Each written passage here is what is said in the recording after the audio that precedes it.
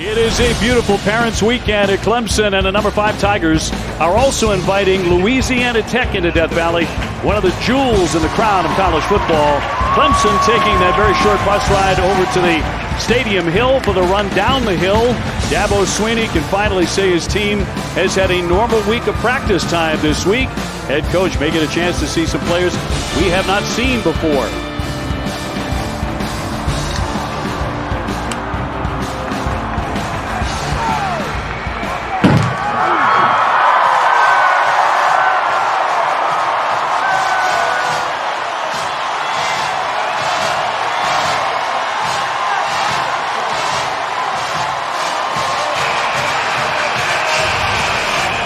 Tonight from Death Valley, it's our ACC Network primetime game. Clemson and Louisiana Tech, as the Tigers are heavily favored to start the season a perfect 3-0. Dave O'Brien alongside former NFL quarterback Tim Hasselbeck and Kelsey Riggs. Joining you tonight, and always a great treat to be with you here at Death Valley.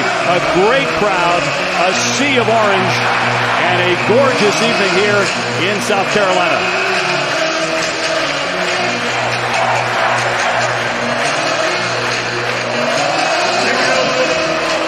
Louisiana Tech won the toss, and they will defer, so Clemson will receive the opening kickoff.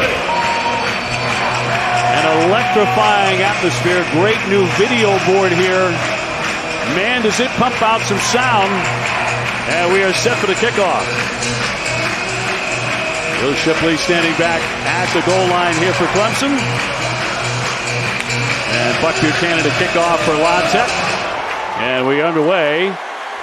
Shipley, of course, is the number 1 back, and this will start out at the 25-yard line. DJ Uyunglele, the quarterback. And that's been a difficult road for Big Cinco, Tim. Probably would have been for any quarterback following Trevor Lawrence. He himself highlighting those expectations with so much early success. But it's been a better start to this season than last season. And he was described as being in a good place. The coaching staff thrilled with where he is compared to where he was a year ago. Yeah, they say his confidence is soaring right now. There is no doubt it is his team.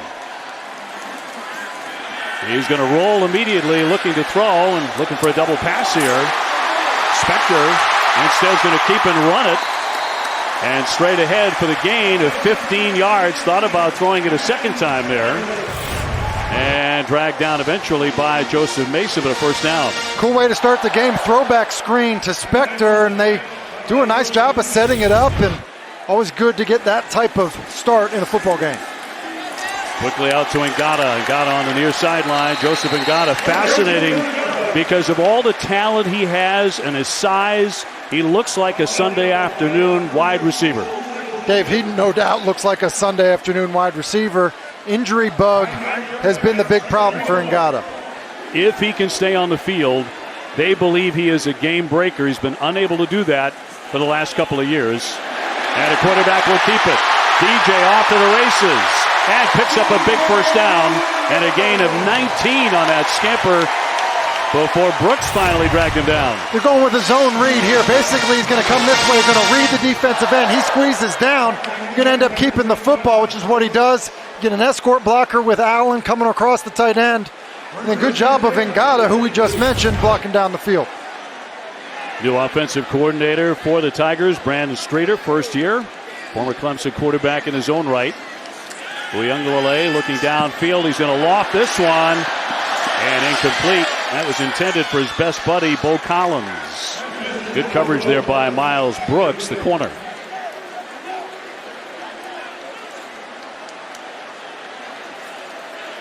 DJ was solid against Furman last week, Tim. 21 for 27, 2 touchdowns. The Tigers opened with 5 consecutive scoring drives. Looking to do the same thing here against La Tech tonight. Shipley in the backfield, Spector in motion. Shipley straight on, busts a couple of tackles and picks up a first down. Will Shipley for 20, shot out of a cannon. Roberts with the tackle. Good job of the guys up front. Jordan McFadden pulling up into the hole, as is Davis Allen. Well blocked, and Shipley nearly breaks it. First down and 10 for the Tigers. On play action, going to put it in the air, and it's going to be incomplete, and no flags thrown. That was intended for E.J. Williams. And again, good coverage by the corner, Brooks. And Dave, those are the types of plays we've seen Clemson make in the past. Defense wants to be aggressive, play man-to-man coverage without any help. The receiver and quarterback need to find a way to connect. Receiver's got to let the quarterback have room, and then the quarterback's got to give the receiver a chance to get his hands on the football. Second down, 10. Initial scoring drive tonight for the Tigers. And Shipley again straight on. And will get himself a couple of hard-earned yards there. He's going to pick up 6 on that carry. So third down and 4 here for the Tigers. And with the movement they've gotten in the run game so far, I think even on 3rd and 4, running the football is still in play, even in this area of the field for Clemson.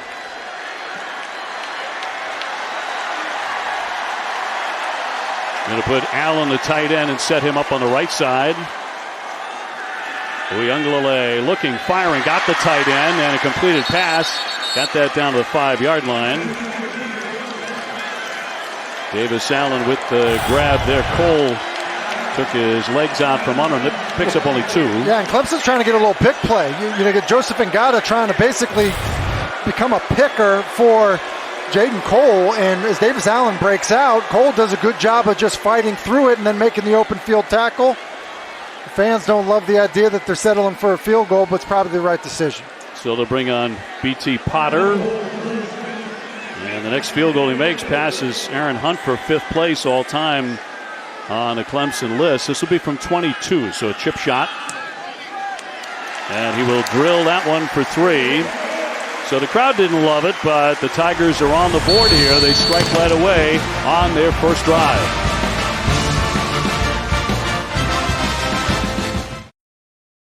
Nine plays, they drive 70 yards in just over 3 minutes and punch in the field goal and grab the 3-0 lead here against La Tech. Dave O'Brien alongside Tim Hasselbeck and Dabo with his quarterback and company after that first drive. Yeah, and even though they settled for a field goal, you saw some good things. The quarterback was comfortable, had a nice run. Obviously, got great movement up front, a couple good runs for Will Shipley, and so they didn't come away with a score. Some good takeaways for Clemson on that original drive. So the Bulldogs about to get their first touch. They're 1-1. They lost their opener at Missouri 52-24. Bounce back to whip Stephen F. Austin 52-17. Allen's going to take it out. Oh, he took a pop. So he paid for that just across that 15-yard line and ran it back for 15. And so the quarterback is a tall one. That is Parker McNeil. Flag down here on the play. Now that massive hit we saw a moment ago. Flag drop. Number 3. Holding. Team number 3. Season 4 half the distance to the goal. First down. Louisiana Tech. Big deal out of Austin, Texas.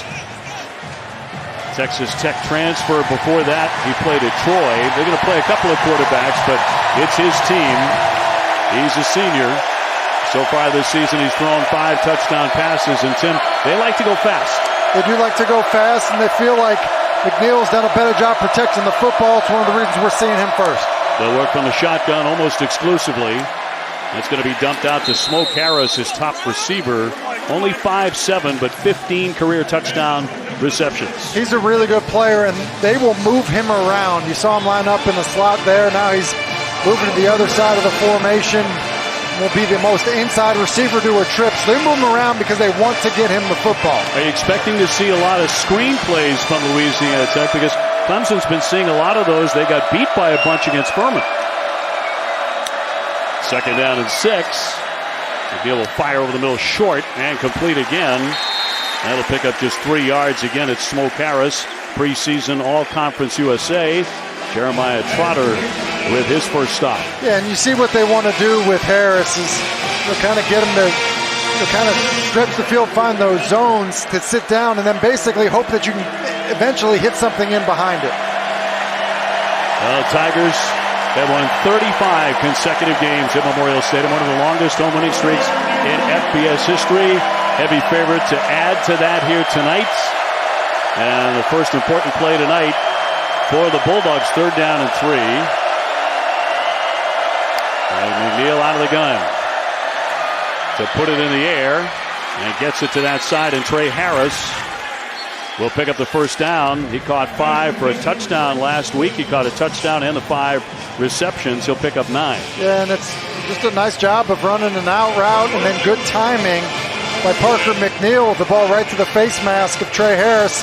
The receivers for Louisiana Tech, they can run. They got good speed, and so I do think it's a challenging matchup if the guys up front for Louisiana Tech can hold up. Early first down. McNeil to throw again, and it's tipped. And incomplete. Head coach for La Tech is Sonny Cumbie in his first year. 42 years old. He was a West Texas guy who walked on to Texas Tech and led the nation with over 4,700 passing yards in 2004. He's a really good passer, and you can tell by the way he designs offense and calls plays that he has got a good feel just for the passing game in general. It's why you see guys like Smoke Harris be able to have games where they touch the ball as often as they do, and move them around, and does a nice job with it. That's his center down, Abraham Delphin.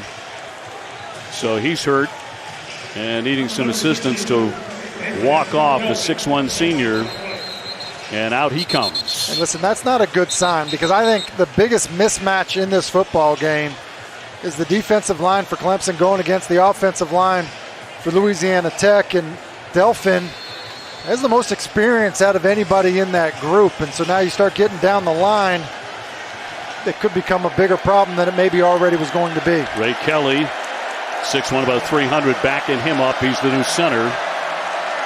2nd down 10 here. McNeil with a little bit of time. Another short pass incomplete. And he hits Smoke Harris, his favorite target. And their best offensive player, probably aside from Marquise Crosby, the running back. This will gain 4. And you can just see, the plan already with Harris. Try to just find when they're playing zone coverage, try to find the soft spots in that. The thing you have to be careful of is the speed at the linebacker level for Clemson with Trenton Simpson and Barrett Carter, their ability to react to the football.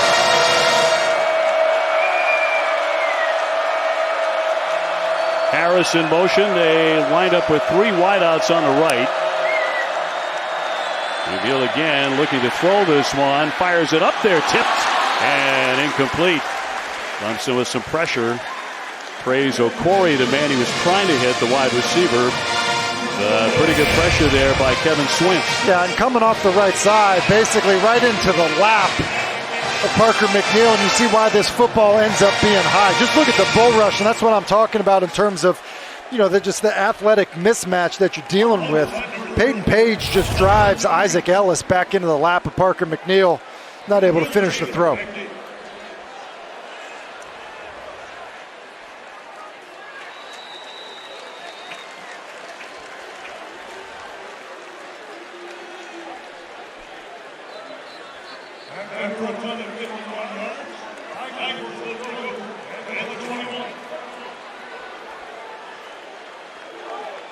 Man, what a finish in that one. Absolutely incredible. Wake Forest hanging on. Failed 2-pointer. 3-0 here. Clemson has the lead, and Dave O'Brien with Tim Hasselbeck along with Kelsey Riggs marching 70 yards. The Tigers did on the first drive, Tim, and knocked in 3. Uyunglele will hand off here. And a running play by Shipley will pick up 6 yards.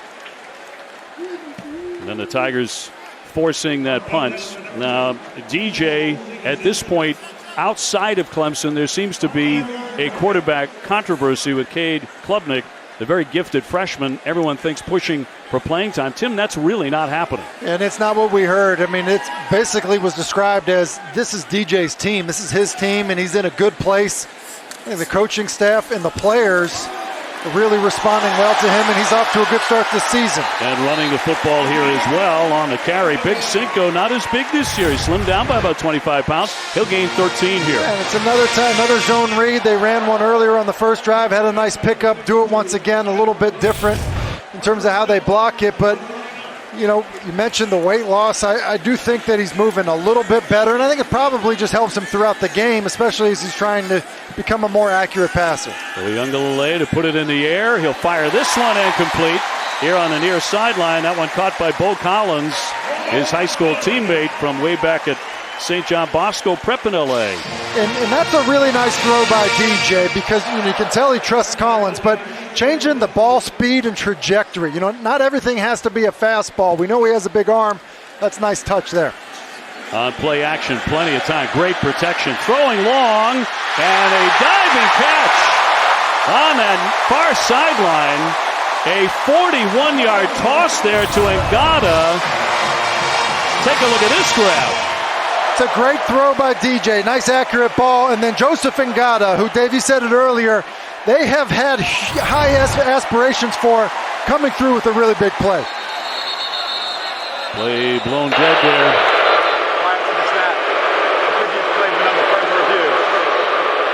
So they're going to take a look at the catch by Ngata, who's really barely played the last couple of years because of so many injuries.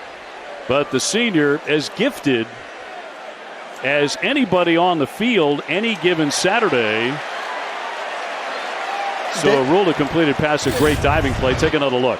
Yeah, and I believe he catches this, does a good job of squeezing the football there. You like to be able to kind of turn your body, but from the angle we have, I think he's secured that before he hits the ground. And, just to stick on Ngata for a little bit here, we were here shortly after he arrived on campus, and there have been a ton of outstanding wide receivers that have come through this program. Dabo, his entire staff, was excited to have him here. Basically said, look, this is the next guy in line. And you mentioned it. It's been the injury bug that has kept him off the field and I think stunted his development. But the size, speed, and ability to do that. After further review, see what? The ruling on the field stands. First down. A 41-yard reception. That's just a spectacular play. There's no other way to describe that. And as we talk about DJ and DJ playing better, the guys around him need to play better. Guys that have played wide receiver here for previous quarterbacks made those plays. I think DJ needs guys to step up and do what Ngata did there. He will wind up on the far right on this one as they put Allen inside. And a handoff, and again, it'll be Shipley diving ahead for a gain of 3. Stopped by Kibi Rose. So 2nd and goal here for the Tigers. Knocking on the door here in front of a packed house at Death Valley. Shipley again, right in the pile. In he goes. He is in for a touchdown. Will Shipley. And he has run for a touchdown in a 6th consecutive game. Listen, and the guys up front are getting movement. I mentioned it earlier about the athletic matchup on the line of scrimmage. Good push of the guys up front. And Shipley, everyone talks about his speed. I think he runs with more power than people realize. He does a nice job of getting small, wiggling his way into the end zone. Led Clemson to rushing touchdowns, attempts, yards. All of that as a true freshman. Potter on for the extra point. He will drill that. Well, Dabo told us that DJ Uyunglele was in a good place. And you can be in a good place when you got wide receivers like Joseph Ngata making plays like that. And then the ability to hand it to Will Shipley, who's able to power his way into the end zone.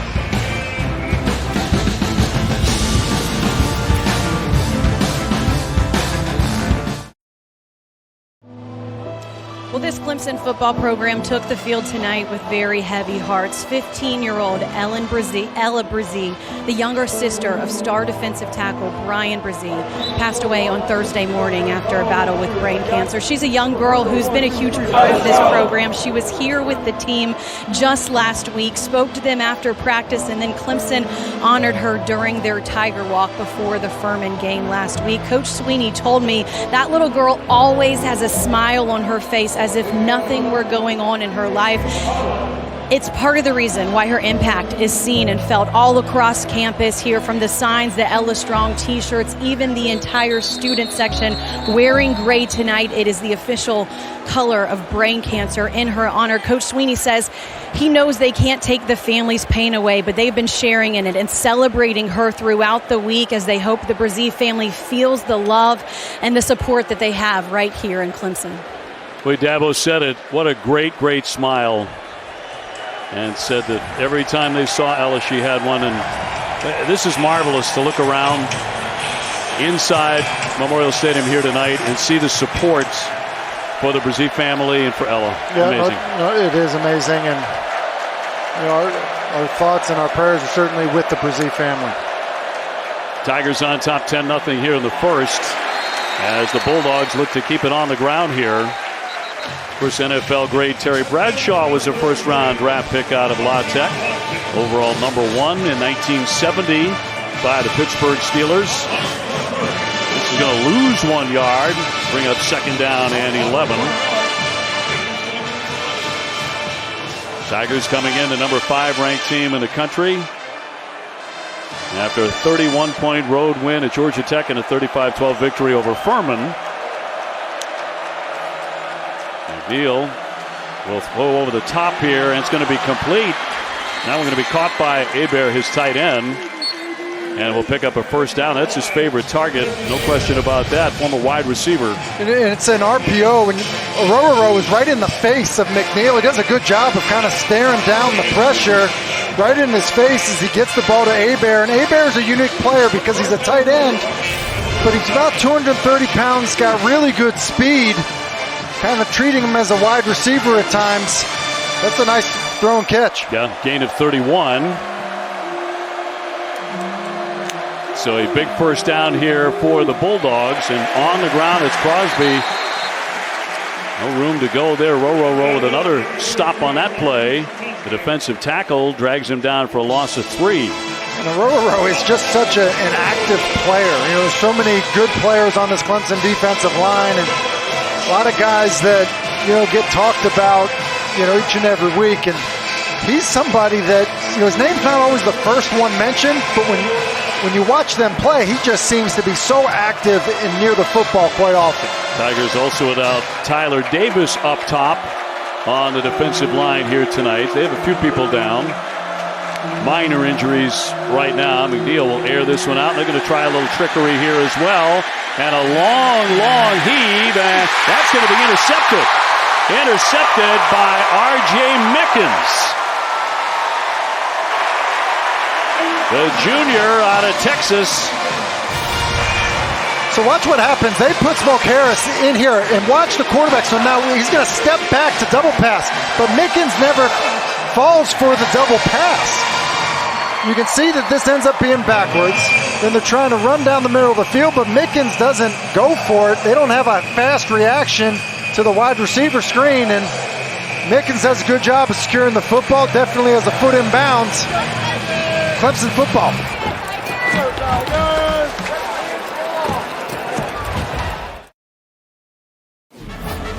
R.J. Mickens with his 3rd career interception. His dad played in the NFL. Outstanding play here, and the pick for the Tigers. They take over the football. And already on top, 10-0. Uyunglele rolling and firing, and that'll be incomplete. He wanted Dakari Collins, but a misfire there, bring up second down. Yeah, that's listen, he's got an open receiver, and it's not an accurate throw. It's kind of difficult. It's kind of moving to his left. I think it surprised him how open the corner became. Really wasn't able to get his left shoulder to the target to make an accurate throw.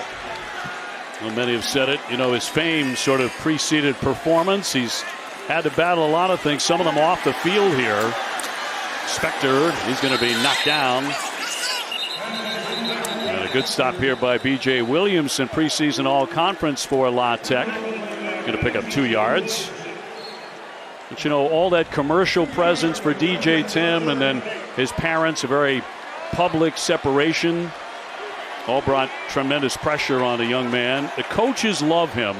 His teammates really love him. They all rave about his work ethic, his investment in the program. And there is no doubt in the minds of the Clemson Tigers, this is his team.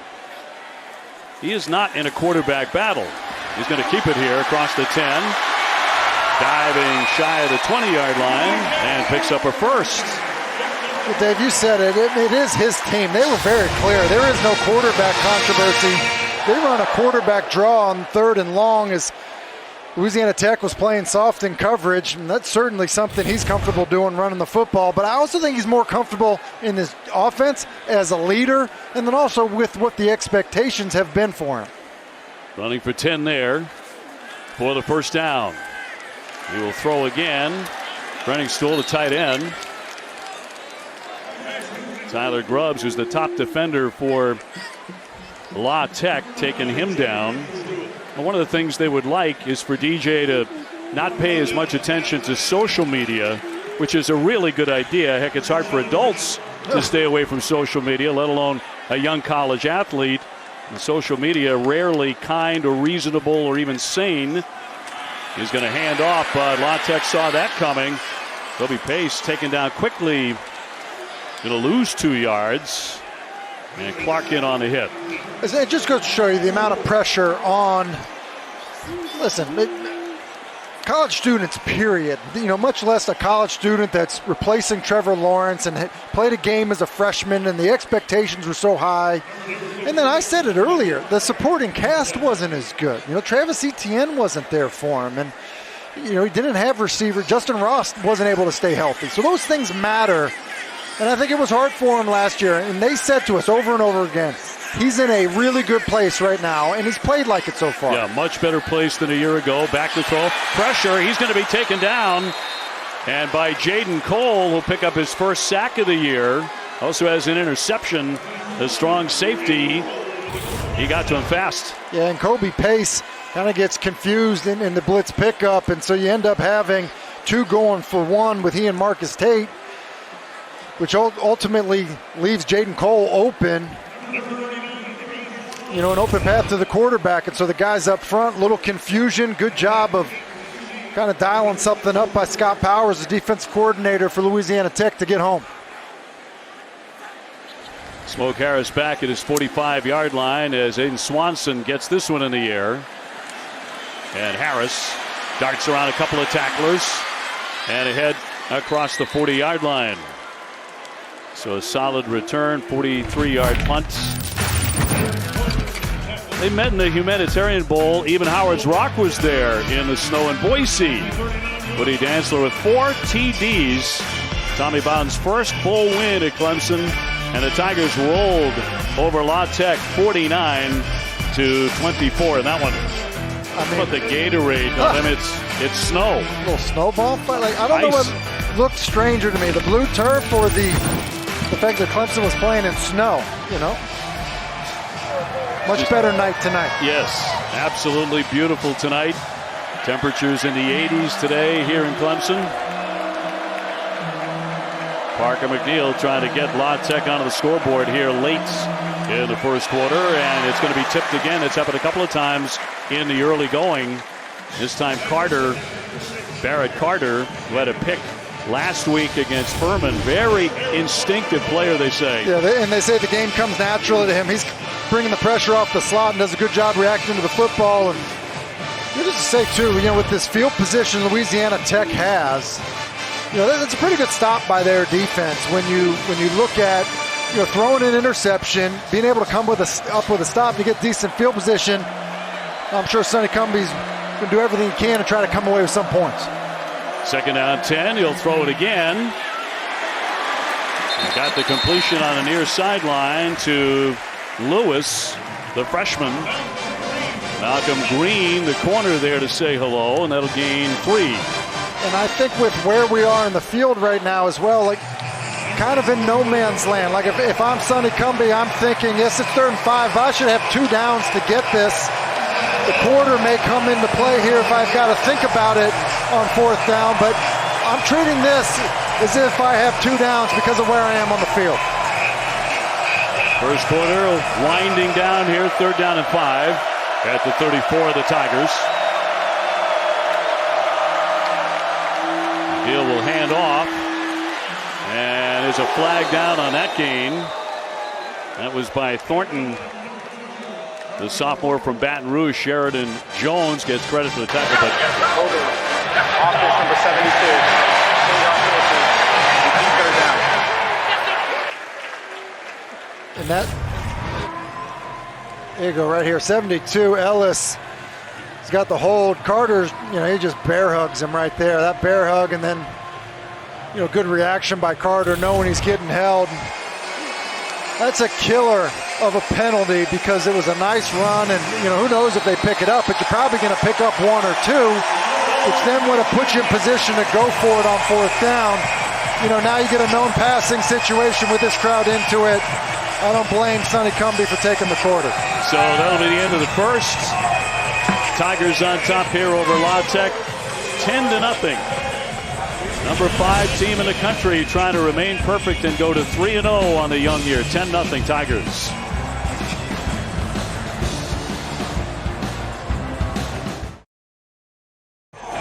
They're ready to roll tonight here in Clemson. Let's look at the game summary. Shipley with some early work, 5 rushes, 35 yards and a touchdown. And Clemson's brand new 127-foot Dabotron is also hard at work, the brand new scoreboard, and man, does it ever pulsate here at Death Valley. It's working. They're down at 15 here for Parker McNeil. He's going to dump this when a flag is down. Early start here for the Tigers, intended for Trey Harris. Offside. Defense number 98. 5-yard penalty. Repeat 3rd down. It's on Miles Murphy, the big defensive end, 6'5", 275. He's going to be easy to spot. So just getting started here in the second. And we'll bring up 3rd and 10 now for Louisiana Tech. They're returning 6 starters on offense. They added 11 transfers. They were very, very active. Trying to build a program. We'll get together and talk this one over. Reset the game clock to 14 minutes, 55 seconds.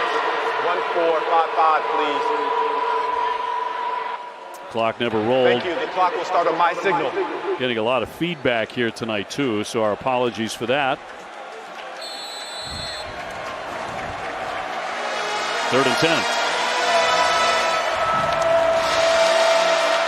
McNeil was the backup at Texas Tech for 1 year. But now it's his show for the Bulldogs. They'll rifle that one and incomplete. And trying to hit Cyrus Allen, who's a true freshman. Had a big game last week, Tim. 5 catches, 121 yards, 2 touchdowns. Yeah, and they're really excited about Allen, who's a really fast player. And it just didn't look like McNeil got a good grip on that football, and I think was a little bit nervous about how tight the coverage was, and he ends up missing outside. And what was really a promising drive, kind of offset by the Isaac Ellis holding penalty, led to a really long field goal attempt. It's going to be 56 yards. And that's going to be blocked. Blocked by the Tigers. They've blocked a couple of punts this season. Barrett Carter comes away. He lets it loose. That's on the deck. And the Bulldogs say they have it back. And they do indeed. So Clemson recovered it and gave it right back to La Tech. What a wild play with the long field goal attempt. Clemson's thinking they're making the football back. In fact, had Will Taylor back as a returner. And then the pressure is coming off this left-hand side. It gets blocked there. And then keep an eye on 0.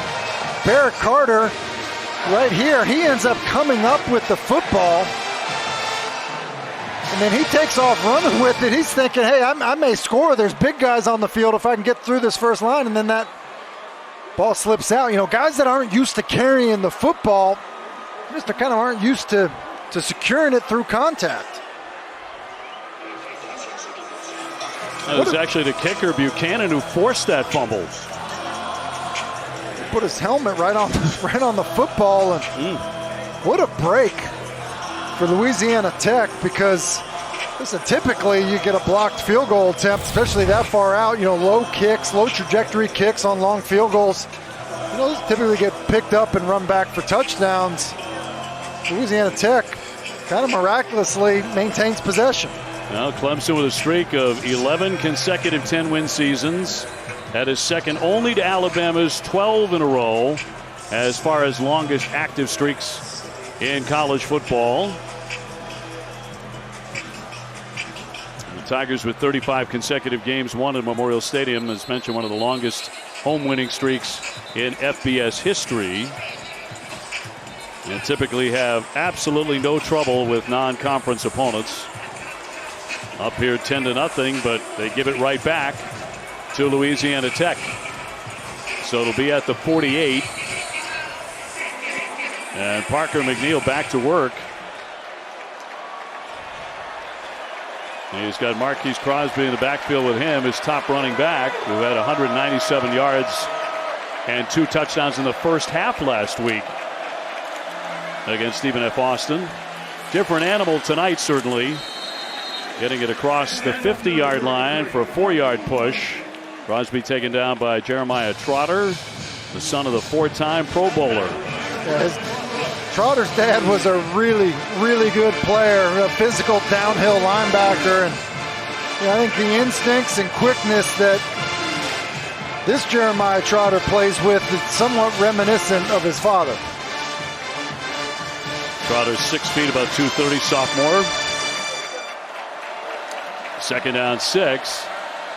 McNeil throwing long as an open receiver, and it's going to be caught for a big first down. Got that one out wide to Cyrus Allen before Jalen Phillips stopped a possible touchdown, 31-yarder. Here's the route combination, and then this corner wants to trap it. This is an awesome read by Parker McNeil. You see that little extra hitch as he sees the corner falling into trap, and then the ability to shoot the ball outside. That's a long throw. That's left hash deep down the field to the wide side of the field. And once again, it's Cyrus Allen showing good awareness, throttling down a little bit in that zone. It's a nice play by the quarterback. Yeah, and Allen, the freshman from New Orleans, he can get open. McNeil over the middle, and that's going to be broken up, incomplete. Let's get down to Kelsey. Well, what a play that was from Parker McNeil, and I got to talk to him this week about the opportunity that he has to be the quarterback here.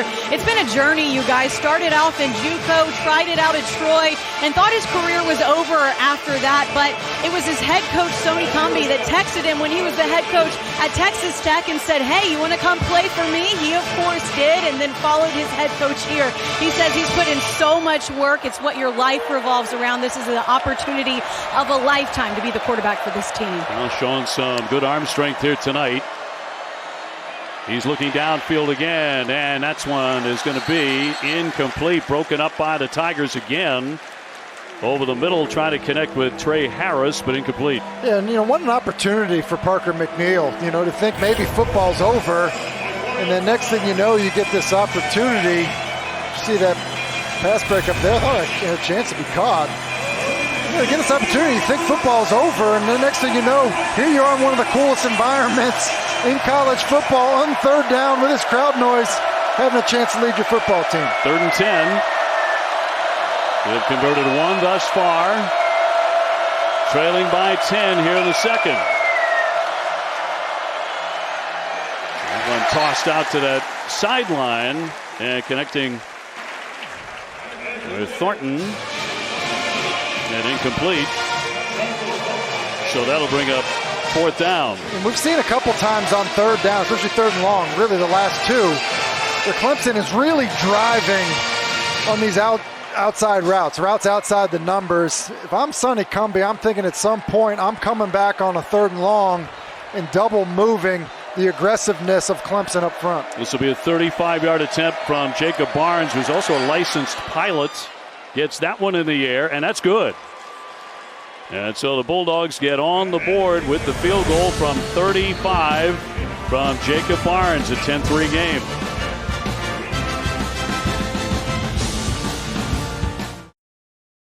The Tigers have the lead here. They may have gotten away with something a couple of moments ago. We're going to show you on the field goal, the make by La Tech. They're going to kick off here. And Shipley will let that one go through the end zone. They'll bring it out to the 25. Back to that moment. Well, listen, I want you to see Trenton Simpson, who's right there. He basically ends up using leverage, pushing off of an offensive player to jump over. You can't do that. That's a penalty. It's really a player safety rule. You know, in terms of both sides of the football, really would have been a penalty, and maybe changed kind of how that drive ends up for Louisiana Tech. Clemson, I think, fortunate that they weren't flagged for it.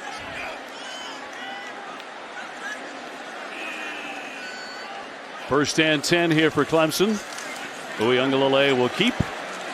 He's been running well in the early going here. And the stop by Kyrie Morrison, a 4-yard pickup by the quarterback.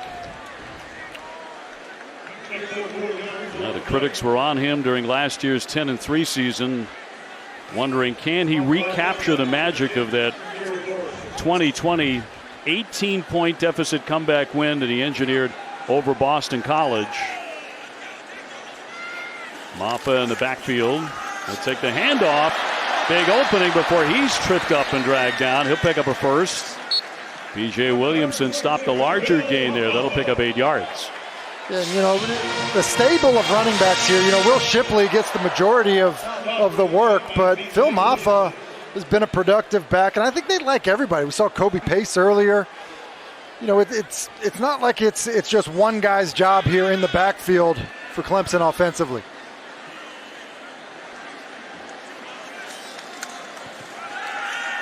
They'll put it in the air, and it's going to be in and out of the hands of Ngata, who has caught a sensational ball already tonight for a huge gain over 40 yards, but this one incomplete. And these are the plays, Dave. You know, it's a great decision. It's a good throw right to the face mask of Ngata.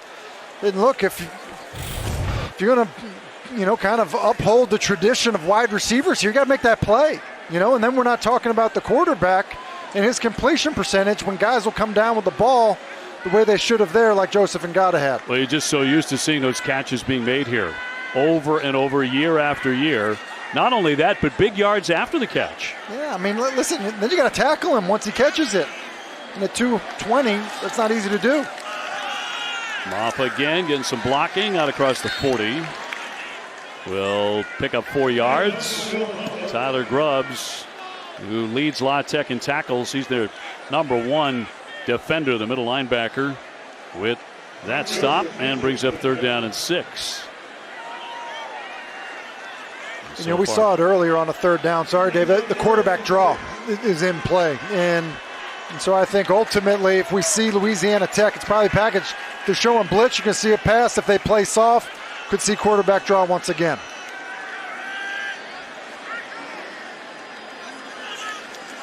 Big Cinco back to throw. Downfield, and that one is going to be completed. Caught by Antonio Williams. Very talented freshman out of Irmo, South Carolina. And a 38-yard strike. And this is a good job all the way around. Well, look at the blitz pickup by Phil Maffa, and then down here, you know, winning on the route. Excuse me, he's the inside slot guy, inside fade. Great blitz pickup, and then a good job on the inside fade of holding your stem and reacting to the football by Williams. Empty backfield here. Uyunglele. Here's it out again for a short one out to the 20-yard line, and a catch by Maffa for 2. You know, and I said it earlier about, hey, listen, make the plays. The moment of truth. If you're a wide receiver, who cares what your route was? Moment of truth when the ball's there and you come down with it. You know, we call them 50-50 balls sometimes. At Clemson, you know, they were calling them 80-20 once upon a time. They need to get back to that, and guys like Antonio Williams, Joseph Ngata need to do that for his quarterback. Adam Randall, a gifted freshman wide receiver who they are raving about into the game, but they're going to go for the corner and incomplete. They wanted Bo Collins, but too deep. Good coverage by R.J. Johnson.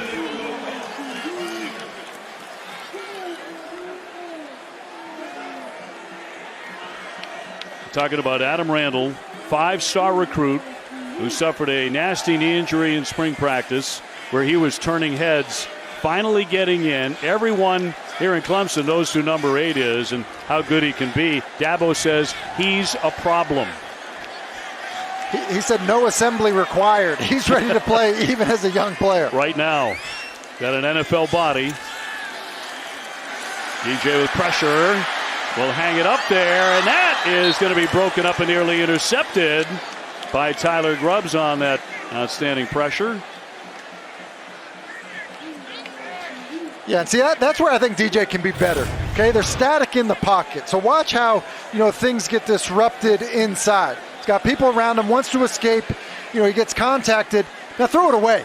I get it. It's third down. You're trying to, convert. But right there, that was nearly a critical mistake. It's probably what Dabo is saying to him right now. Look, we've got 3. It doesn't go right. Don't make a bad situation worse. Potter on. This will be 36 yards. The field goal attempts. Got it up, and it is perfect. And 3 more for the Tigers. Can't help but think they were looking for more than that. They wanted more. 13-3. Clemson leading La Tech.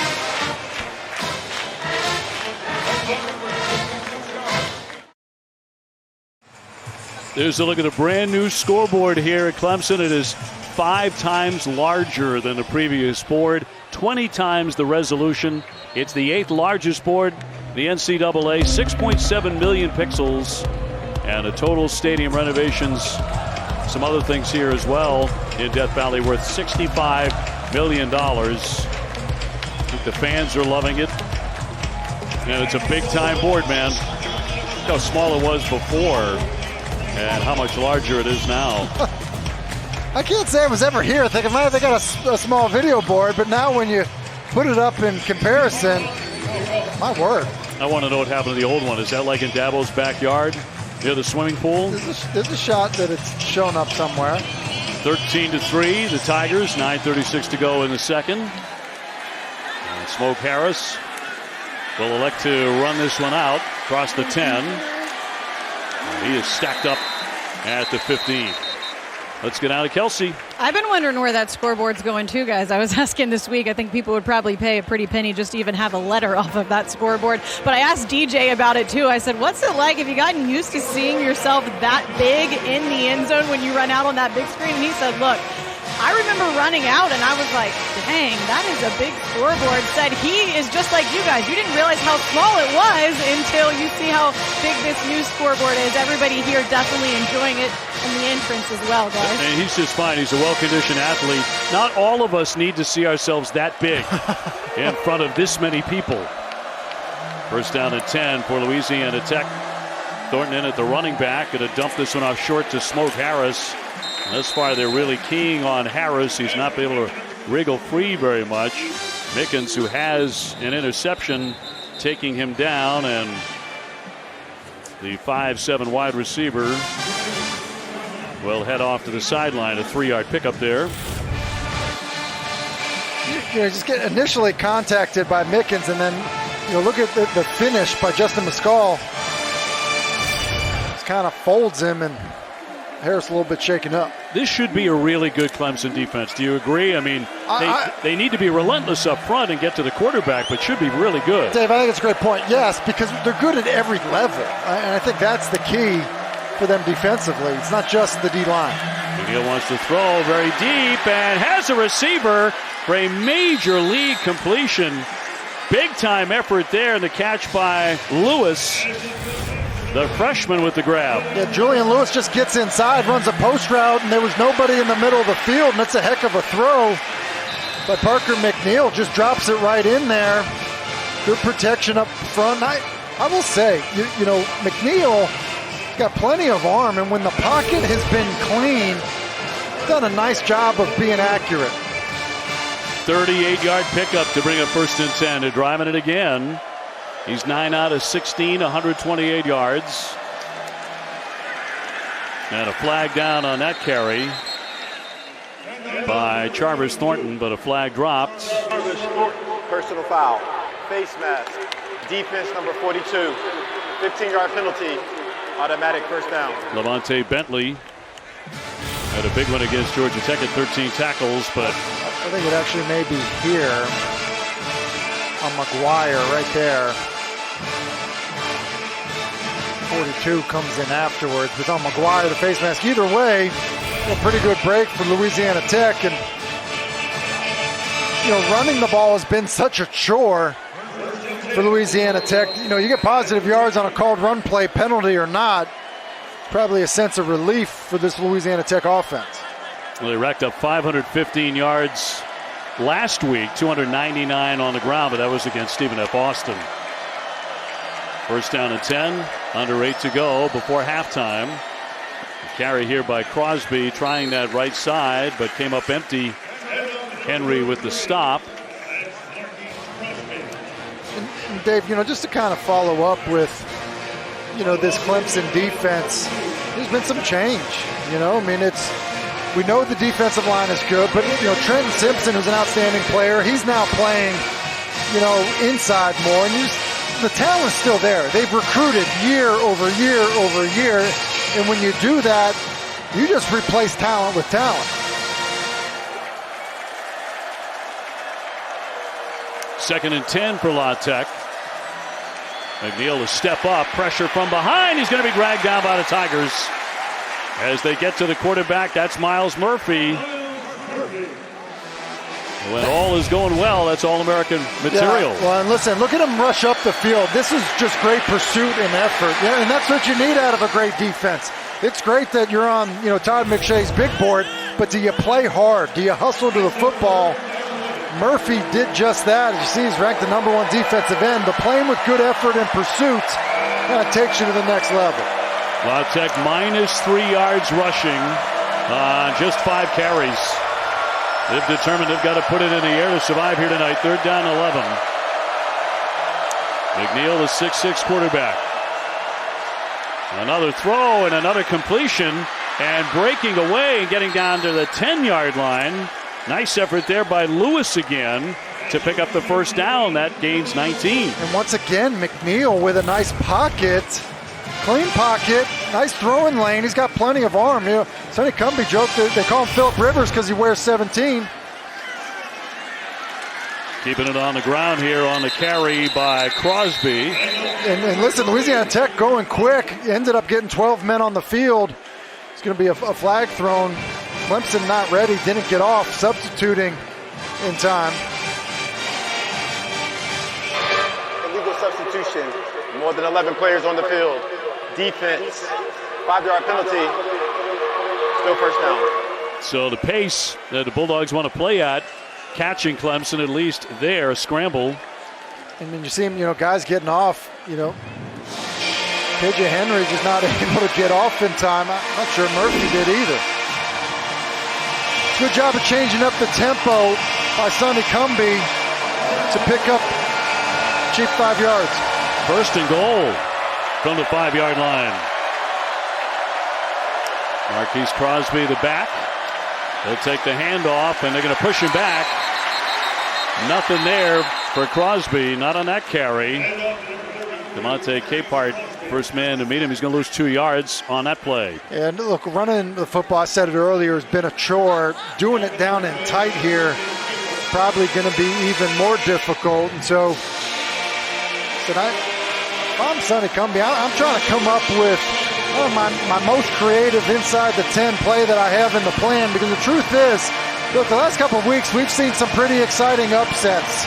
And here you go, you know, just about 5 minutes left in the first half, only down 10, could make it feel real tight. Very much alive, yes. And just 2 to get off a play and a timeout. Timeout. Louisiana Tech, their first of the half. They are knocking on the door. 13-3 Tigers. La Tech trying to bang it in.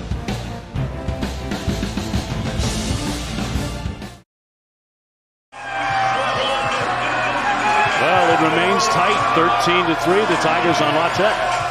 Well, I mean, listen, Sheridan Jones on the bench.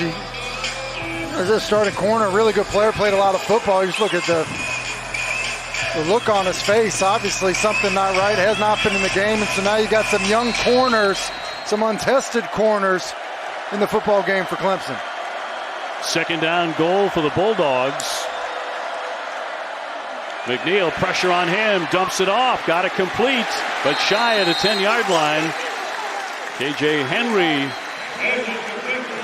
and Griffin Hebert able to get in there. And it's a nice play. Screens, you mentioned it earlier, Dave, about getting tested on screens, and Tyler Venables from the free safety position does a nice job of running the alley. Look, he's backside, diagnoses it, and is able to get there and make a play on the football. And McNeil, it's only the first half, but he's definitely taken a few shots so far tonight. Well, they play losing free, 3rd and goal at the 11.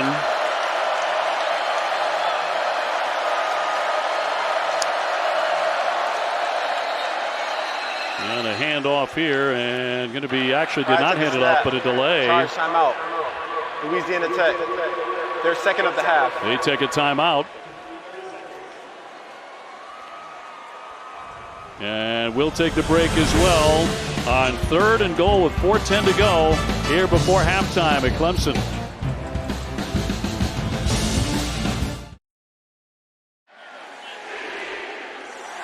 Well, Tim Dabo is obviously pleased by what they did on 3rd down against Georgia Tech. Not so much against Furman. And then you mentioned it earlier, it was the screen game that kind of got them against Furman. We just saw a screen in the red zone. It was a good response by Clemson defensively, but now a big 3rd down in the red zone for this Clemson defense. Biggest of the game to this point. Parker McNeil trying to get the Bulldogs into the end zone. Crosby will carry that one bowling ahead, and he's going to gain 6 before Murphy met him. Interesting play call by Sonny Cumbie, but it looks like he's keeping his offense out there, and maybe on 4th and 5 going to end up going for it. Certainly looking like he's taking his time, and thought it was strange to run the football from the 12-yard line, basically saying, look, you're already in field goal range, but maybe wanted to see what he was going to get out of it before deciding to maybe go for it on 4th down. And also, quite honestly, taking a lot of time off the clock here towards the end of the second half, or the second quarter. And another timeout. So 3:22 to go before halftime. We're talking about Sonny Cumbie, the head coach for the Bulldogs. Take you back to 2004 in the Holiday Bowl. Cal and quarterback Aaron Rodgers entering the game after missing out in the Rose Bowl. Texas Tech quarterback Sonny Cumbie throwing for 520 yards, 3 touchdowns. The Red Raiders winning big.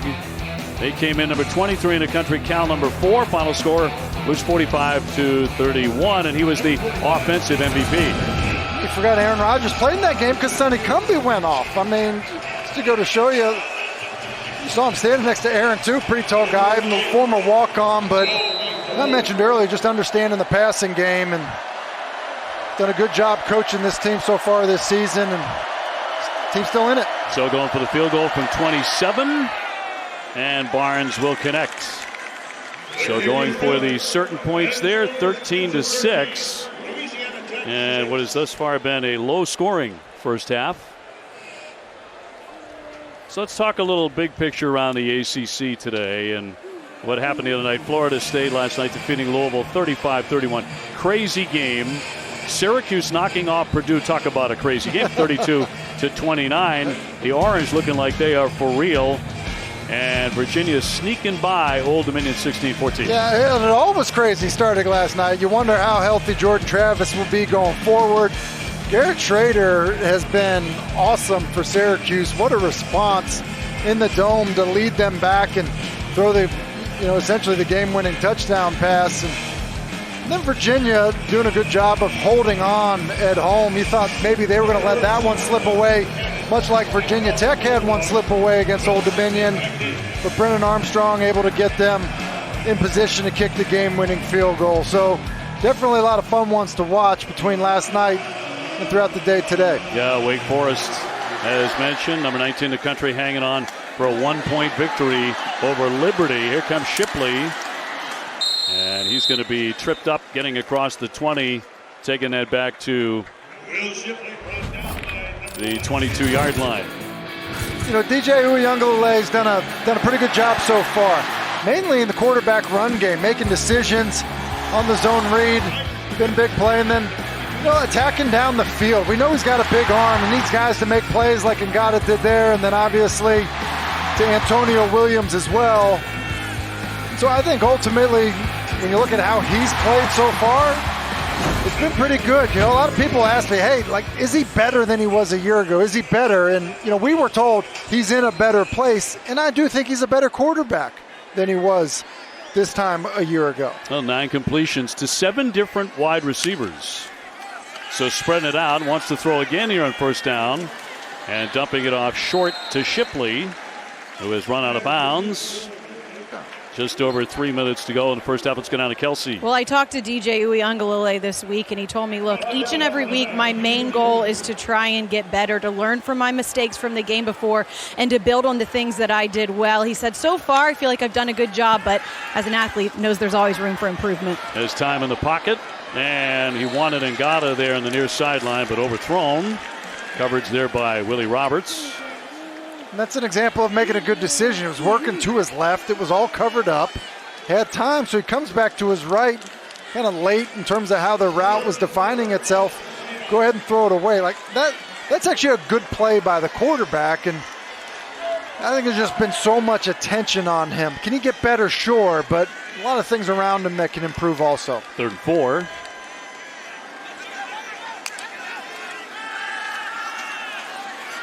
He'll rifle that one. Oh, what an attempt there by Ngata with a one-handed offering on it, but incomplete. Going there with Roberts. The crowd wanted interference. And this is what I mean about guys around him being better. Will Shipley just gets absolutely ragdolled back into DJ's lap, which, here's Shipley, okay? Just watch what happens to him here. You tell me if it's easy to play quarterback with that going on around you. And then, look, again, I'll say it before, it would have been a great catch, but he was not able to finish his throw. It would have been a great catch by Ngata. But again, the quarterbacks in the past have had wide receivers that come up with catches like that. Harris will scoop it up on the bounce. Tiptoeing around the 30. Flags dropped right there with 2:29 to go. Late in the second quarter, it went for 45. Shipley did come off limping a little bit. Look, here's the deal. If you're a running back in pass protection, you can't catch. You've got to go attack. And if you catch... During the return, illegal block in the back. Receiving team number 8. 10-yard penalty from the spot of the foul. First down, Louisiana Tech. Listen, if you catch, somebody coming you catch, you end up taking the worst of it. There's a hammer and there's a nail. And so if you catch, you end up being the nail. I'll say this, just look at this situation now in a one-score game.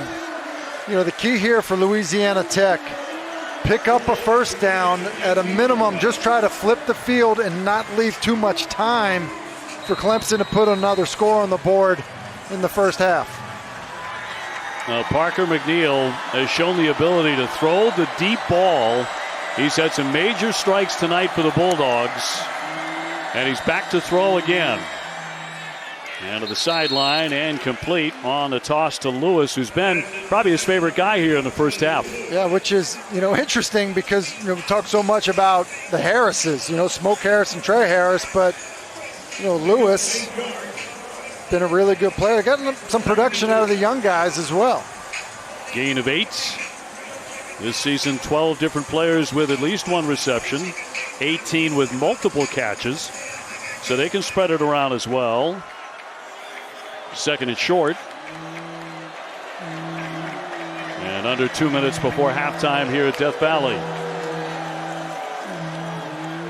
He'll fire this one up again, and it's incomplete. Harris rising up, but cannot haul it in. Toriano Pride there, the freshman from St. Louis. to cover him. Listen, this may be a problem for Clemson. There's Pride, the freshman corner. I mean, he gets run by Trey Harris, and that's a good throw. Well, McNeil, this ball should be caught. Again, we saw Sheridan Jones, and McNeil knows it. Like, hey, listen, you won on the route. You did the hard part. Just come down with it.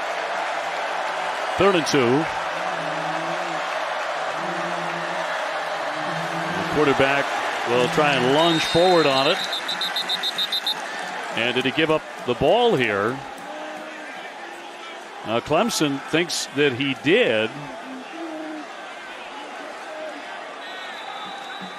And I just don't, I mean, that's like 3rd and 1.5 yards. You see McNeil still fighting for the football. Yeah, battle for that. Just surprised by the call. You're just not getting any movement up front. And then you just decide to pack it in there. It's like 1.5 yards. Yeah. That ball's on the ground. Sure is. Now, it does look like Neal maybe was able to grab it and his knee's on the ground.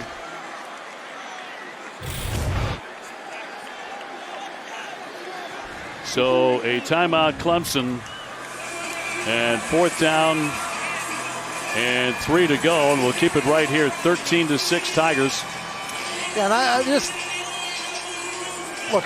Quarterback sneak is a good play when it's less than 1 yard. You're typically under center all day. Like, I just don't love that. It's kind of outside the identity of Louisiana Tech offensively. And I think Sonny Cumbie knows the play prior to that he had an opportunity with Trey Harris, but I think the fear here now is you got to end up covering this punt. As you see that the ball's on the ground quickly, I think that McNeil grabs it. So at that point, he's got possession. His knee's on the ground.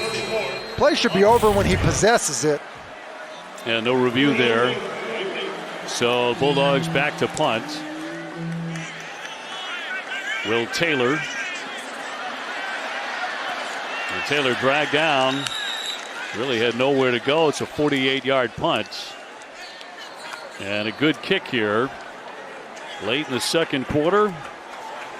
And the Tigers have had all sorts of difficulty shaking La Tech here tonight in Death Valley. They really have. And they had one bad break on a blocked field goal that ended up turning into a turnover on the Bear Carter fumble. But other than that, I think Louisiana Tech's done a nice job of hanging around. And you let a lesser team hang around. We've seen what's happened the last couple weeks in college football. Uyunglele. Here comes Shipley with a head of steam. And they will drag him out and bring up 2nd down. The stop by Singleton. That'll gain 8. And the Tigers to hurry up with a minute to go before the break. DJ to rifle this one. And Gata trying to make something out of it. Stopped by Brooks. Listen, with 2 timeouts, every area of the field is in play. Obviously, the clock's going to stop until they set the football after a 1st down. And DJ obviously has the ability to attack every area. Time in the pocket, and Gata through his hands and incomplete. Jaden Cole with the coverage, the strong safety. I think that ball's too high for Ngata to come down with. He's trying to kind of hit that soft spot between the corner and the safety in a cover 2 look, and he probably sat on that back foot a little too long as that window closed. Uyunglele out of the shotgun. Now he'll step up and run it. Been fairly active in the running attack. Grubbs will tie him up. And a 5-yard gain. I'm a little surprised by that call. It burned timeout, obviously, on the quarterback draw. But you essentially are conceding that you're going to burn that timeout by making that play call on 2nd down. When, again, you have a quarterback who, I think you trust more now. You trust him playing from inside the pocket. Maybe they're just trying to get to a manageable 3rd down to convert. But, I thought basically you decided that you were going to call that timeout by running the quarterback draw on 2nd down. The kicker, B.T. Potter, getting ready. You see Shipley, he's going to lead up on this this quarterback draw. And when you're catching and you're catching linebackers playing downhill, you're going to take the brunt of the contact. Yeah, he's been blown up a few times tonight, hasn't he? And he has. And look, that's not really his thing. That's kind of another reason I don't love the call. I mean, he's not a lead back, but you're asking him to be a lead back. Basically run an ISO when you run a quarterback draw. He's trying for another multi-touchdown game. 3rd down 5. Big Cinco in the air again, and that one is going to be broken up by the Bulldogs. You wanted Collins, but it was Miles Brooks right there with him. Hey, this is why pass protection matters. Now look at Shipley. Shipley is sick of getting run over. So what does he do? He's just trying to saw legs off now. He's trying to cut, but now you got people around the feet of your quarterback. And one of the things Brandon Streeter talked to us about was, hey, look, his balance in the pocket, his feet in the pocket. If you want to keep a quarterback, calm, in the pocket, don't have people around his feet, don't have people in his lap. This Clemson offense has not done a good job of making that happen for their quarterback. No, and that was close to being picked off by Miles Brooks. He thought he should have had it. Here's Smoke Harris trying to make an effort, runs into his own man. He tried to get free, but he's taken down at the 20-yard line. So 20 seconds to go. And I'll bet a lot of people tuning in, this is much, much, much closer than they ever would have thought. Heck yeah, it is. It's a one-score game. I would expect Louisiana Tech to just take a knee, take this into the half. They won the toss, deferred, so they're going to get the ball to start the second half. Here's the other thing, is we see Sheridan Jones going in. We're talking about Jaden Lucas and Torian Pride, 2 true freshmen that are playing corner for Clemson right now. And it hasn't exactly been smooth sailing for either guy. Parker McNeil, the quarterback for the Bulldogs, has been a big story in this first half. He'll hand off for Crosby, trying to get outside. And a stop by Fred Davis after a 5-yard pickup. So the last seconds are going to tick away here. And the Clemson Tigers, the number 5 team in the country, Tim Hasselbeck, they have a battle on their hands.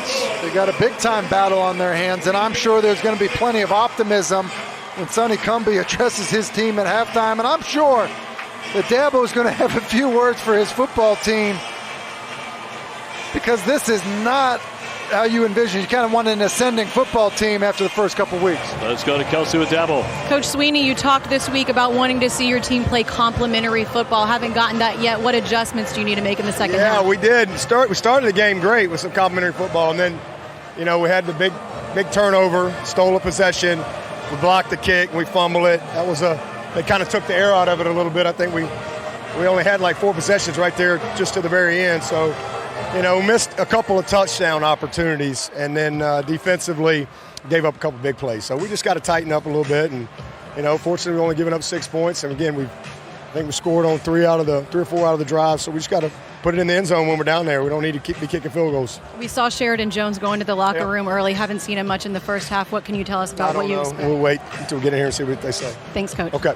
Clemson's won 98 of their last 100 games, leading at halftime. They are in a fight right now as we get you to Jordan, EJ, and Eric for the ACC Network halftime report.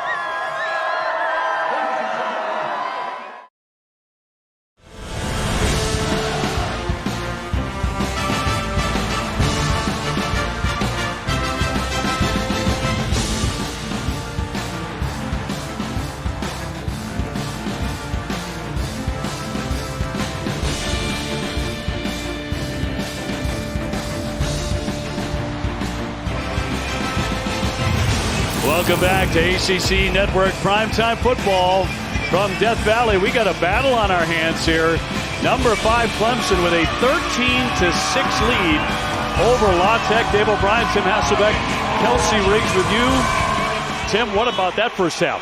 Surprising. I mean, to think we're in a one-possession game here in Death Valley. I think of the sputtering offense that we've seen from Clemson, inability to really protect the quarterback, the guys around him to make plays, and then obviously some kind of unfortunate, odd things happening as well. where Louisiana Tech essentially steals another possession. Kind of been the difference, and I think there's got to be a lot of optimism coming out of the locker room if you're Louisiana Tech.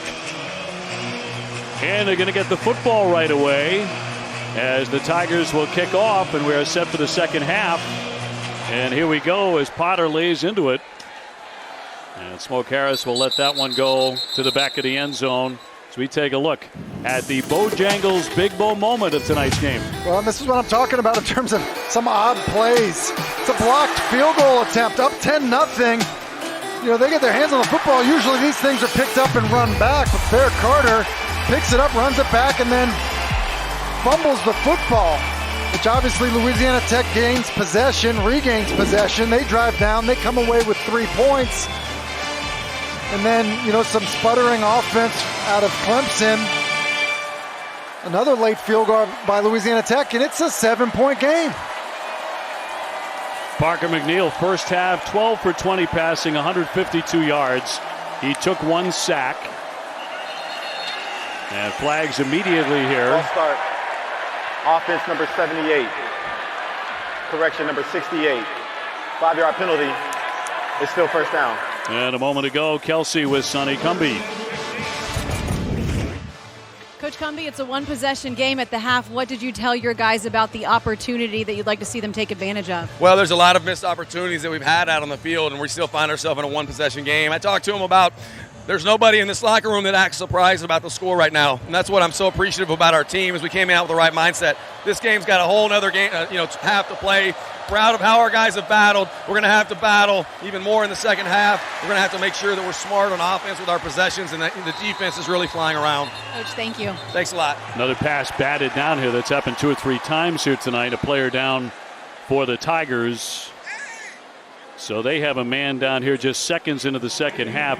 He's absolutely right, though. They do not look like a team that is surprised to be where they are. No, they haven't. You know, and I think Sonny Cumbie, he's done a nice job calling this game, kind of managing this game and the possessions. And you know, I think when you do that, you've got a shot to help keep your team in it.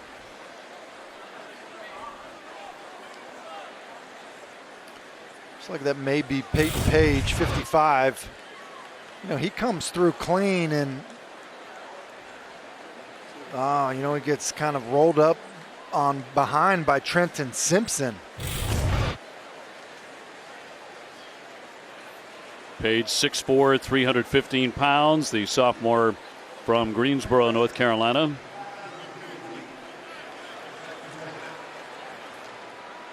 So just getting the second half underway. Clemson on top 13-6, and Page will need some help to get to his feet.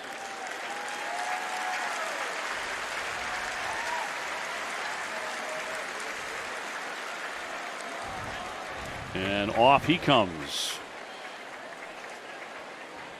Louisiana Tech 1-1, lost their opener against Missouri resoundingly, 52-24. Came back and defeated Stephen F. Austin 52-17. Moved it really well on the ground. They've not done that tonight. They have a total of 4 rushing yards. Clemson with 87. And yet they're right there as they trail by 7. McNeil with another flag.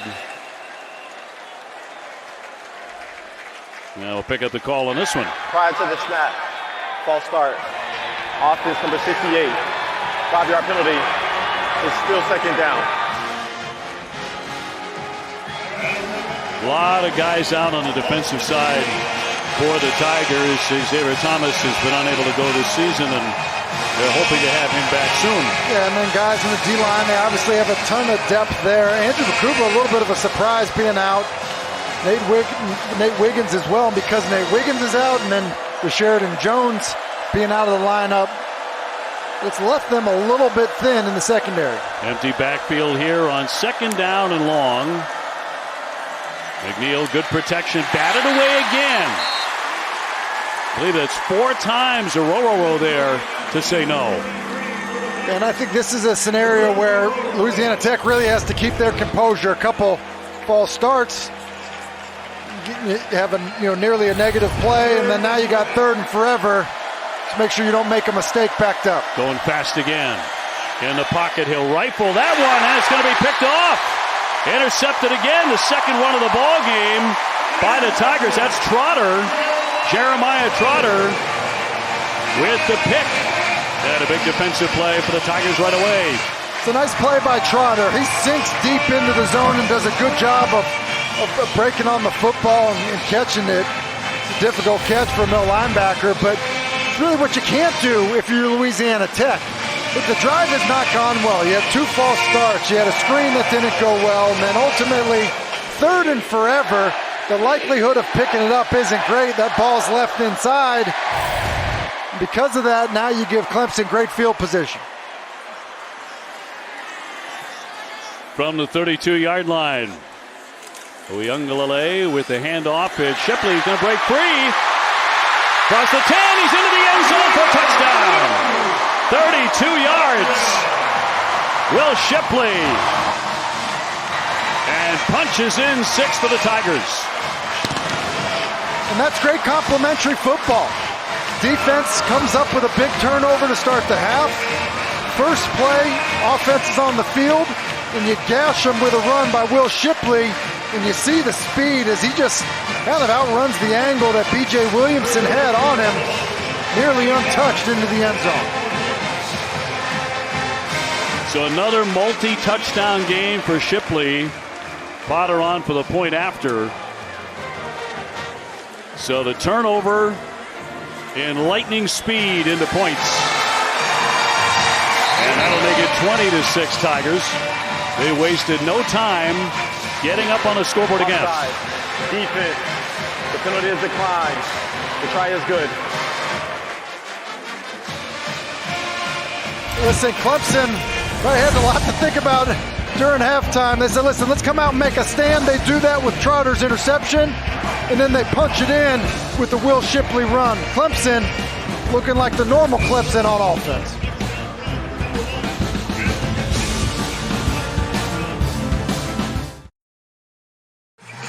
But that young man's had an interesting night, hasn't he? Will Shipley, first Clemson player to start a season with 2 or more rushing touchdowns each of the first 3 games. That's surprising. That is since game tracking began in 1950. Yeah, surprising because we've seen Travis Etienne here, C.J. Spiller here, and I think Will Shipley saying, hey, it's better to hand it to me than ask me to block. They've liked him since he stepped foot on campus. Seems like he's a little bit stronger than he was a year ago. Does run with good power, but his speed, and then obviously pretty excited about touchdown afterwards. Got a nose for the end zone. Let's say. Keeps finding it. Trotter, by the way, with his first career interception. And then the run into the end zone for Shipley. 6 rushes, 67 yards. That's Scamper 32 for the score. And a quick start here for the Tigers in the second half. So La Tech trying to answer behind McNeil. They'll rifle that one complete. Slicing it up ahead and across the 50-yard line. That is Hebert, the tight end, who's been his favorite target to this point in the season. 27 yards. I think he's got to get used more. There's pressure coming off the slot. So McNeil just pulls it and throws it to Hebert, and then look at his speed.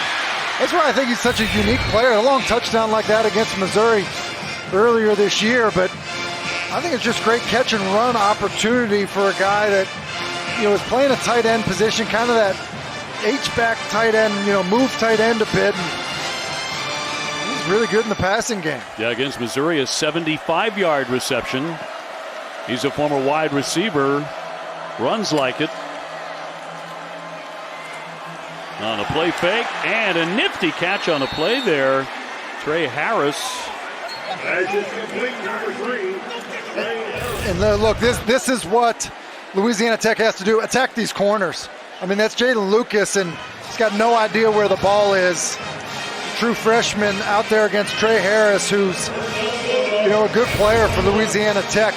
This is the area, because of the injuries, because of the guys that aren't available.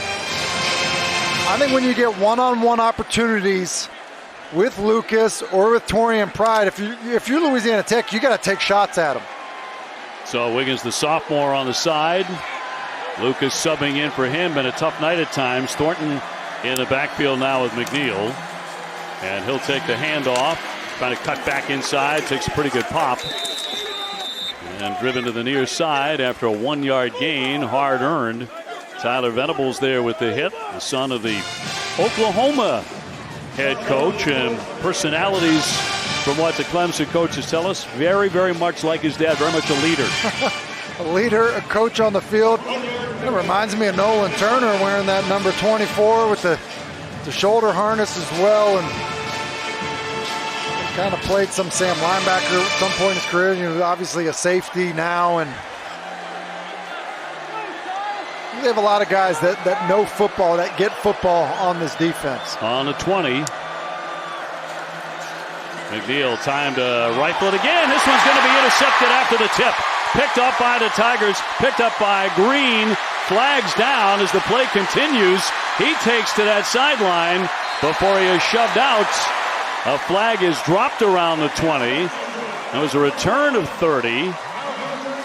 The tip by Barrett Carter. And Green with the interception. But a flag dropped. After the interception, holding, intercepting team number 33. 10-yard penalty, first down, Clemson. Well, they're such good, speed, athleticism, and awareness. And McNeil is trying to throw this inside slant. They're in double slant. And basically Carter, it's his length. He's able to read the quarterback and react. In his length to get his hand up on the football. He does that, it gets tipped, which ultimately ends up leading to the interception. And, Carter was a guy that been involved in a few plays now. Obviously the fumble that he had, but he's a natural, they say. The game comes easy to him. He's got great instincts. He's got great natural ability as well. And so, he's a guy, he's a Sam linebacker that can cover the slot. He's unique that way. Makes a great play. Tiger defense making a statement here early in the second half and have a total of 3 interceptions. And here's Shipley again. Shipley getting the edge. He's outside. And a big gainer. And a first down. A 36-yard romp. And I think Clemson's got the opportunity to just wear Louisiana Tech down, especially up front. I mean, Shipley doesn't get touched until he's about 3 yards past the line of scrimmage. And if he can start finishing runs because he's playing downhill, it's going to be tough for the Bulldogs to hold up. Sophomore from Weddington, North Carolina. And cut loose and another handoff. Trying to get inside. And stopped by Jaden Cole. 1-yard gain. 2nd and 9 coming up. And if you're Clemson and you're a top 5 team, this is where in games like this, you need to go put teams away. Shipley will step out for a breather here. Phil Maffa, 230-pound back from Loganville, Georgia, will sub in for him. Uyunglele will keep it, tucks and rolls up the middle, and rumbling ahead, and he's going to gain 11 yards and move the sticks. It's just good. It's a well-timed play call by Brandon Streeter. It's a pressure off of the right side, and they're running quarterback counter to the left. Just dialed up perfectly with the defensive call that came in. Another first down for Clemson. He wants to go airborne. He wants Ngata overthrown. Miles Brooks there on the coverage intended for Joseph Ngata, who's getting some action tonight. And the ball thrown his way, and I will say Miles Brooks, was, well covered. He's had a pretty good night, and I think in some ways, Ngata, who wasn't able to get on top, if anything with the hand fighting, would have gone against Ngata. Ngata's been targeted 9 times. Brooks looks very confident, give me some more. 2nd down 10. DJ will keep again, finds some open space right in the middle of the field before he's dragged down. 9 yards on that run. And B.J. Williamson with a tackle. And the quarterback run game is a problem for teams that play Clemson, just because, you're trying to, defend their passing game, which is certainly shown at times it can be really prolific. And then you got quarterback power, then you've got option, then you're dealing with the backs, and just something that they do really well. 3rd and short. Tigers moving it. Williams in motion. Quarterback again will tuck. And straight ahead. And is he short on that? May well be. 4th down and 1.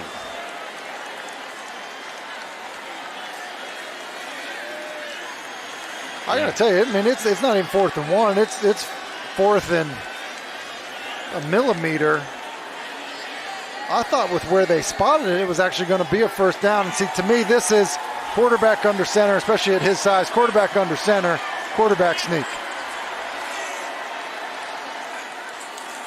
A bit of a high snap. It's going to be Shipley right back into the ball game. Active again for the 1st down. Will Shipley, another big carry. I mean, it's just run right at him. It's a nice jump cut right there by Shipley, and then, good movement. It's a nice job by Jordan McFadden, the left tackle, of kind of getting enough movement that after that jump cut, Shipley's able to get up the field. And the line of scrimmage right now just being dominated by the Clemson offensive line. And Shipley over 100 yards, 104, and 2 touchdowns. 1st and 10 for the Tigers. Another handoff for him into the center of the pile. And a 1-yard pickup. Last time these two schools met was 2006, and Clemson walked away with a 51-0 victory. Tonight at halftime, it was just 13-6. That was raising eyebrows. Yeah, and listen, even now, look, it's a 2-score game. It's not like they've blown the top off of this, which I think that was the expectation coming in, is that Clemson, a more talented football team, would be able to do that. On 2nd down, DJ to throw again. Here's Maffa. Takes a crunching hit shy of the 30-yard line. That is 1 well-earned yard, stopped by both Grubbs and Brooks. And see, now with DJ, we saw him last time kind of have some static in the pocket and make a bad decision. Understand the situation of the game here. It's 3rd and long. Got an opportunity down the field, great. If not, protect your football team and protect the lead.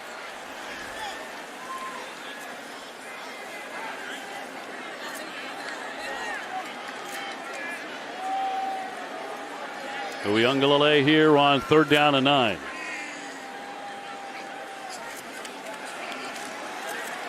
Throws to the near sideline and complete. Adam Randall, the outstanding youngster, with the reception. You get a sense of how much they trust him. 3rd down, the bottom of the screen. Look at him sell the go route, club the guy by, turnaround ball right there. That's good offensive football. And you can see why. And just look at Randall. Now, one of the things that Dabo was talking about this week is how that kid finishes plays. They expect great things from him. Big Cinco for the end zone, a battle for that, and it's broken up. He wanted Randall. The crowd wanted a penalty, and the stop by R.J. Johnson. Yeah, and R.J. Johnson is probably a little early on Randall. Well, not probably. He's definitely early on Randall. And the thing that Randall can do that will help is put your foot in the ground and then come back through the contact, create the contact.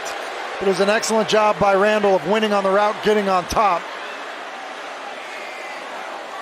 La Tech probably gets away with one. 12th play here on the drive. It's Maffa to the outside. And pushed out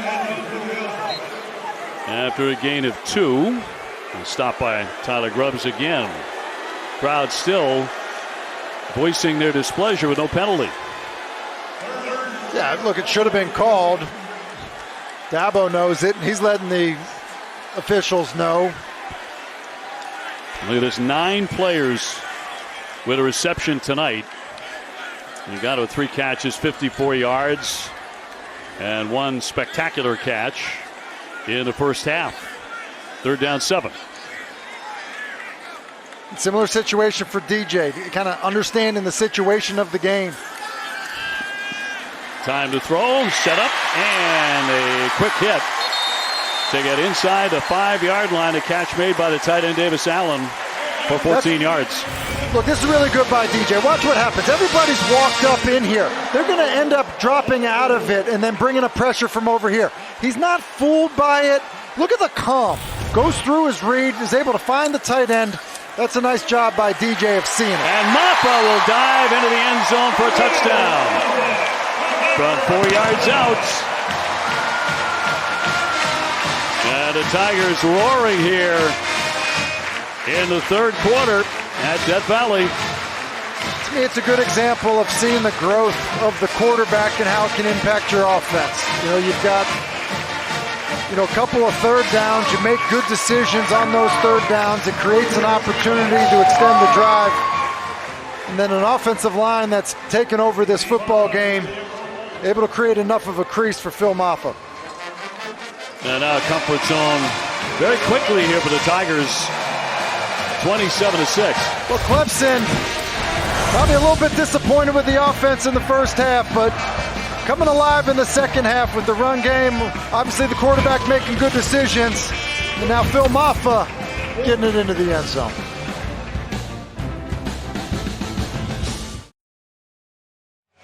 Extra Yard for Teachers is an annual back-to-school effort led by College Football Playoff Foundation that brings college sports together to recognize and show appreciation to great teachers across the country. And to support Extra Yard for Teachers recognition and resource initiatives, you can follow at CFP Extra Yard or scan the QR code for more. Well, the Tigers taking control of this one now on top 27-6, and Tim doing it on the ground. Yeah, just domination up front by the offensive line for Clemson, and that's just created a ton of opportunity for their running backs. Smoke Harris with a fair catch. He'll come out to the 25. And here's a shout out to one special teacher. Hey, what's up? Will Shipley here, Clemson football running back #1. I've had so many great teachers throughout my academic career, but one that I'd like to give a huge shout out to is Miss Waltauer, my third grade teacher. Thank you for just pouring into me and giving me the foundation to be successful in academics today.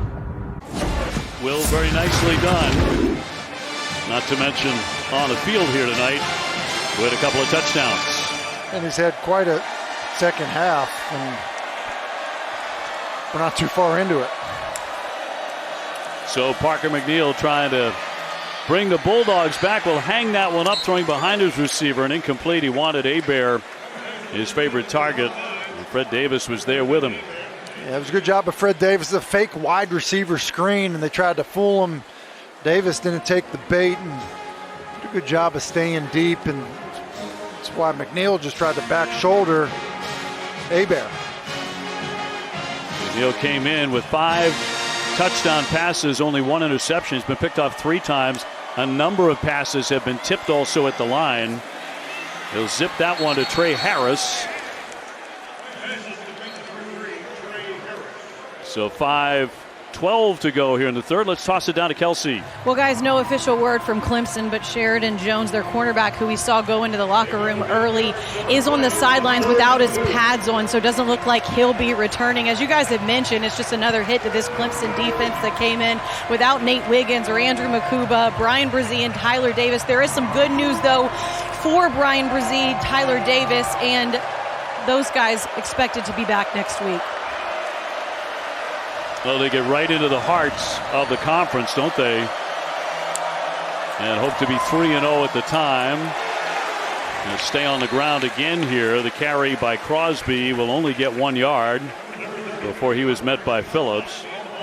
He was met by Phillips. I mean, Phillips, who's had a few starts at safety position, he's got good experience. I mean, he was playing downhill, and that was a big-time collision.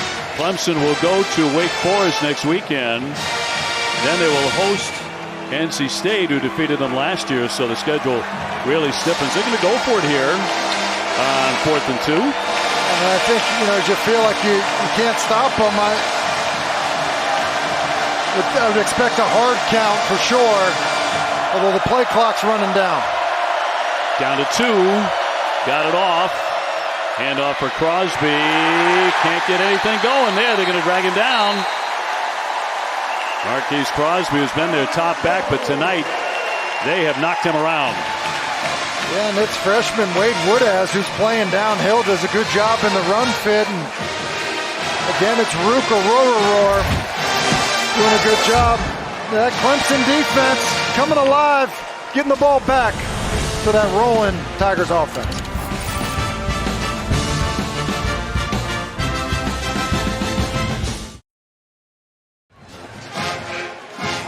Clemson turning those turnovers into points in the second half, and Tim, they're dominating. Yeah, they're dominating performance really on both sides of the ball, and I think it started at the line of scrimmage, but it's also, a couple good players, Barrett Carter in particular, who's stepped up and made some plays. So 1st and 10 for the Tigers. Uyunglele with Kobe Pace in the backfield with him. And lining up to throw, and he's got a receiver open. That'll be Collins. And he is in for a touchdown. Bo Collins with the grab. And from 32 yards, Clemson laying it on La Tech. And Louisiana Tech just falling apart defensively. They faked the running back swing screen, and the reaction from DJ's pump fake just gets everybody. He essentially had Bo Collins and Antonio Williams wide open down the field. DJ goes with the guy he's probably most comfortable with for the score. Going back to high school and catching a touchdown for a 4th consecutive game is Bo Collins. 3:37 to go here in the 3rd. And they're going to make sure he was in. On that effort on the sideline, right over the pylon. As he is tiptoeing right along that line. Looks like a touchdown to me.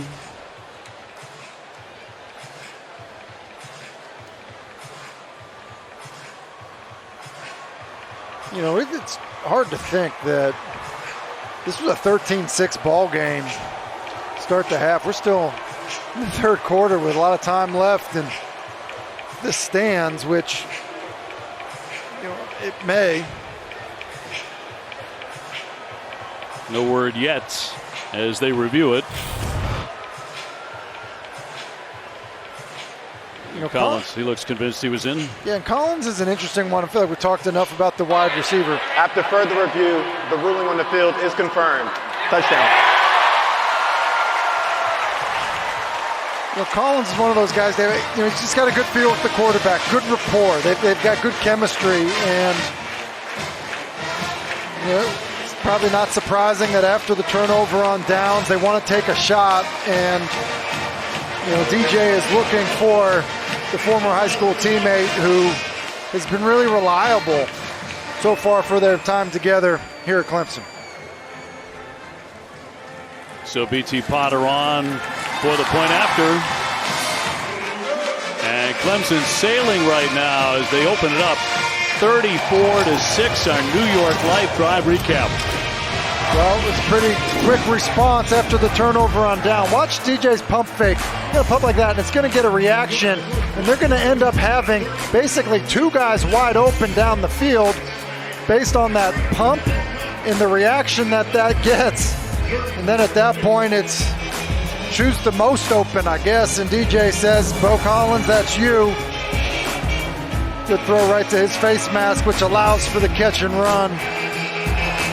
DJ, this offense has really come out and responded well this second half. Did you have a favorite guy like that at some point in your career? Like you just knew when you threw it to him, it's in the end zone. Yeah, I think there is always a guy that whatever, you just read his body language well, or when you're scrambling, he just reacts to you scrambling well. I think Bo Collins does that for DJ, and I think you need that. And that's why I think you talk about guys in the wide receiver room stepping up for Clemson. It can start with Bo Collins, but extend to guys like Adam Randall and Antonio Williams. Let's go down to Kelsey. Well, you guys were mentioning that connection. It goes back to their high school days. They played 2 years together at St. John Bosco High School, won a state championship there. I asked DJ about Bo, and he said, look, he's really consistent. He knows exactly what you're going to get out of him every day. That dates back to high school. Bo, talking about DJ, said, look, back in the day, there weren't a lot of guys like him or as big as him who could throw it 70 yards. I just run as fast as I could. He'd get it to me, and that's the same thing that we're seeing here. He also talked about seeing DJ play, guys, and the confidence. He said he has never seen him as confident or having as much fun as he has been this season. There still aren't many guys that big who can throw it that far. I don't care what league you're playing in. It's a very good point, and I do think it's interesting and probably also helpful to have a teammate that knows you so well, and as we've talked about some of the adversity DJ's gone through, but also recognize when a guy is playing great and feeling great and being able to kind of express that to the football team. And I'm sure that having Bo Collins, playing alongside him has helped DJ quite a bit. Smoke Harris in motion. Clemson's done a really good job on an excellent receiver. Darted to Lewis, who's been his favorite target tonight, but a pretty good hit. 4-yard pickup, but Fred Davis there again. Fred Davis is the guy that's going to get tested quite a bit with some of the injuries they've had in the secondary. Just kind of finds himself now as the veteran corner of the group. 3rd down and 6 here for La Tech. Coming up on 3 minutes to play in the third, 34-6. The Tigers with a dominating second half to this point. Empty backfield here for McNeil. Looking downfield short again, and that's going to be broken up. Looking for a quick stripe, but Barrett Carter in position to bust that up and brings up 4th down. Yeah, you just see Carter's quickness and instincts playing his own, but look at him jump it, get his hand in there. I think that's what the coaches are talking about in terms of at 6'1", 225. And same thing with Trenton Simpson. You talk about guys that, hey, a little bit like Isaiah Simmons. You remember his length and speed and his ability to play linebacker but also cover guys. Carter has it. Williams sailing back and bobbles that one as it goes out of bounds after a 49-yard punt. And Cade Klubnik, the much heralded freshman out of Austin, Texas, will come on to run the offense now for the Tigers. ESPN's top pocket passer, overall number 2 recruit in the country. And high school, what did he do? Win 3 state championships. The kid never lost practically. And they've had a few good quarterbacks come through that program. Obviously Drew Brees and Nick Foles, and Klubnik, another one in that line. And then he's had some success. Played in the first 2 games, and he gets quite a response from the home crowd as they announce him in the game. Gonna roll and throw, and throwing short here. Got it out to the tight end, Brenningstool, and we'll pick up our 1st down. So is it kept simple for him at this point? I don't think they're going to keep it simple. I think they want to see kind of how he handles what they do. Look, he's the backup quarterback. DJ had a knee injury a year ago. Look, you need to get him ready. And I think they're excited about his ability, and these snaps are valuable. Going behind the receiver, wanted the tight end again. He led Clemson on a terrific 10-play, 66-yard touchdown drive at Georgia Tech in game 1. Against Furman, not as much success. Found it a little bit tougher, and he had a couple of what Dabo called freshman moments. Yeah, he certainly did. Nearly had another freshman moment there as that ball was, tipped by Kyrie Morrison and nearly picked off. But a world of talent, 6'2", about 200 pounds. Gets it into the flat. And able to get a gainer here, caught by Drew Sweeney for a 5-yard pickup. The senior who was up on the big board being announced as one of the Tiger players to watch tonight, and got a big hand by the giant crowd here at Death Valley. 34-6 Tigers. Klubnik into the ball game. And a whistle. Yeah, all kinds of issues for Louisiana Charge Tech. timeout. Getting lined Louisiana up. Tech. Sonny Yeah, first Cumbie of the had seen half. enough. It will be 30 seconds. So keep it right here. 3rd and 5. Looking at some of the highlights by Big Cinco here tonight. Yeah, listen, I think he's done a nice job managing the offense. We saw some runs early, did a good job with that. A lot of talk about him losing weight and being a more sudden runner. And then I think he's done a good job in the passing game for the most part, making good decisions. And I think, letting his guys get their hands on the football. I felt like last year, too many times the ball was thrown down the field, and Dave, was just a long foul ball, like where no one really had a chance to make a play on it.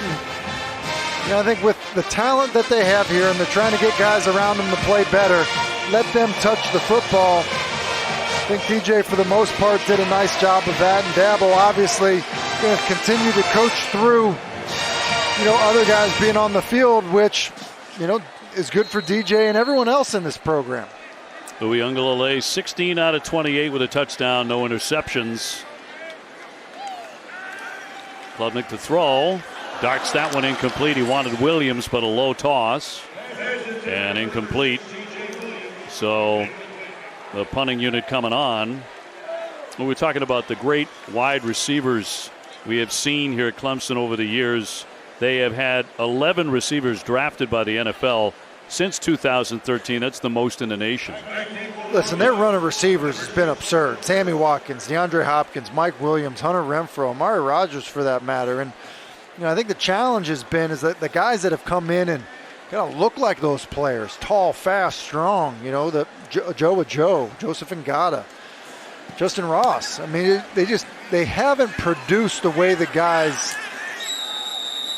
that did here produced. They just haven't. You were musing about this as we were chatting about exactly that this week, and you said, do you imagine the Clemson wide receiver room has been a little bit competitive over the years? Yeah, I mean, and I think that's what they need is somebody to basically say, look, I'm going to take this over. And that's why, we were talking about Bo Collins earlier, why it's important for Bo Collins to be there. Look, maybe he's not the most physically talented or the fastest straight ahead, but if he's got the best feel, then great. And as we look at this, 10 players with a reception tonight, I think basically what Dabo is saying is, look, you're going to play. If you prove that you're going to get open and catch the football, then you're going to get more and more opportunities. McGill to throw, lost it over the middle, and a tie up there and a flag down. And Clemson fans don't like that at all because they felt they missed one against La Tech earlier in a big way. Fred Davis there, step for step, out of the secondary. Pass interference. Defense, number 2. 15-yard penalty. Automatic first down. And listen, their feet get tangled up, but if you see the right hand of Fred Davis, he kind of hooks Julian Lewis, and by doing that, that's what ultimately ends up, getting their feet tangled. Dabo doesn't like it, but ultimately, that's the right call. Dabo let this crew know for about 5 solid minutes, even after they scored the touchdown, following what looked to be a missed call on pass interference, play fake, and another one deflected. That's happened all night long, 5 times now to Parker McNeil, the La Tech quarterback. Well, I mean, you don't think Dabo's still calling. He didn't like it. He's got his hat off. He's yelling about the one that they had earlier in the end zone. He's not done yet. He's going to swing the hat. There it goes. I mean, you're right. He has worn those guys out. Second down 10 here for the Bulldogs with 1:18 to go in the third. And the game has, here in the second half, turned into what we thought it might be. On a quick out, he connects with Lewis, but not much there. In fact, nothing. Stopped by Jalen Phillips, the free safety. We talk about all the players that Clemson has used on the offensive side, all those receivers who have caught a ball tonight. Over the last 5 years, nobody in the Power 5 has played more guys per game than Clemson. They often lead the country in that. 2019, they had 76 players a game get in. That's incredible. Listen, not only does it make it easy for us to ID who's in the game, but it also is a nice reward for the players that they recruit here, and even the walk-ons, which obviously Dabo was. McNeil with the strike, gets it out there to his tight end, Hebert, and a long, long run after the catch for a big first down. That's Hebert again. I'm telling you, he's a nice player. He can run. He's got a good feel, and good job of McNeil of finding him. And you see Hebert's speed. Whistle here. That went for 47. Charge timeout. Clemson, their first of the half. It will be 30 seconds. All right, quick timeout here for the Tigers. Back to that pass play. Yeah, I mean, it's a good job of managing the pocket because the back gets confused, and Hebert was able to work himself through the middle. And I really like Hebert's run after the catch. And you see Crosby's trying to scan across, nearly blocks McNeil into a sack. Good out of Kelsey. Well, guys, I talked to Griffin Hebert this week, and he worked really hard this offseason. He's been in this program for a long time, so he knows what they're all about. He said he put in some weight this offseason and just really tried to embrace his role on this offense. He said they were going to come into this game and also embrace the role of the underdog. They weren't going to shy away from the fact that nobody thought that they could come out here and hang with Clemson, so we certainly saw them embrace that role in the first half. We'll see if they're able to respond here in the second. Well, they did. They were only down 13-6 at the break. Very different story here in the second half. Final ticks here in the third. And McNeil trying to knock one in. First down and 10. Rifles that one into the flat, but not much there. As the catch was hauled in by Lewis again. And that's the end of the third. The Tigers exploding in the third quarter. They were cutting Shipley loose, and he was finding the end zone. Big offensive performance, big defensive performance too.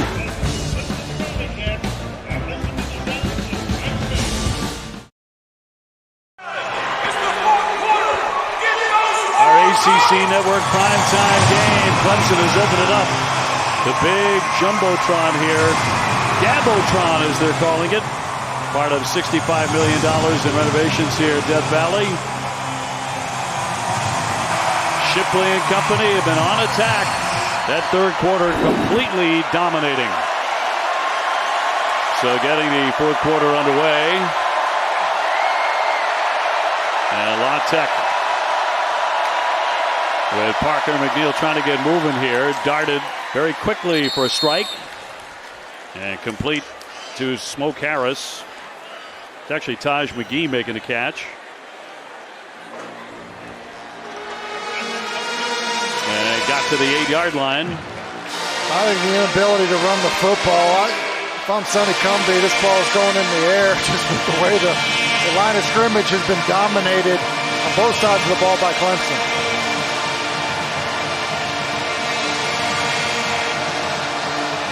Third down for the Bulldogs.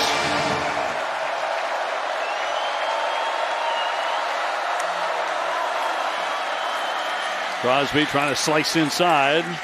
Marquise Crosby. And tough sledding for him. Trent Simpson with the stop. Incredibly talented linebacker, but they're going to pick up the first down.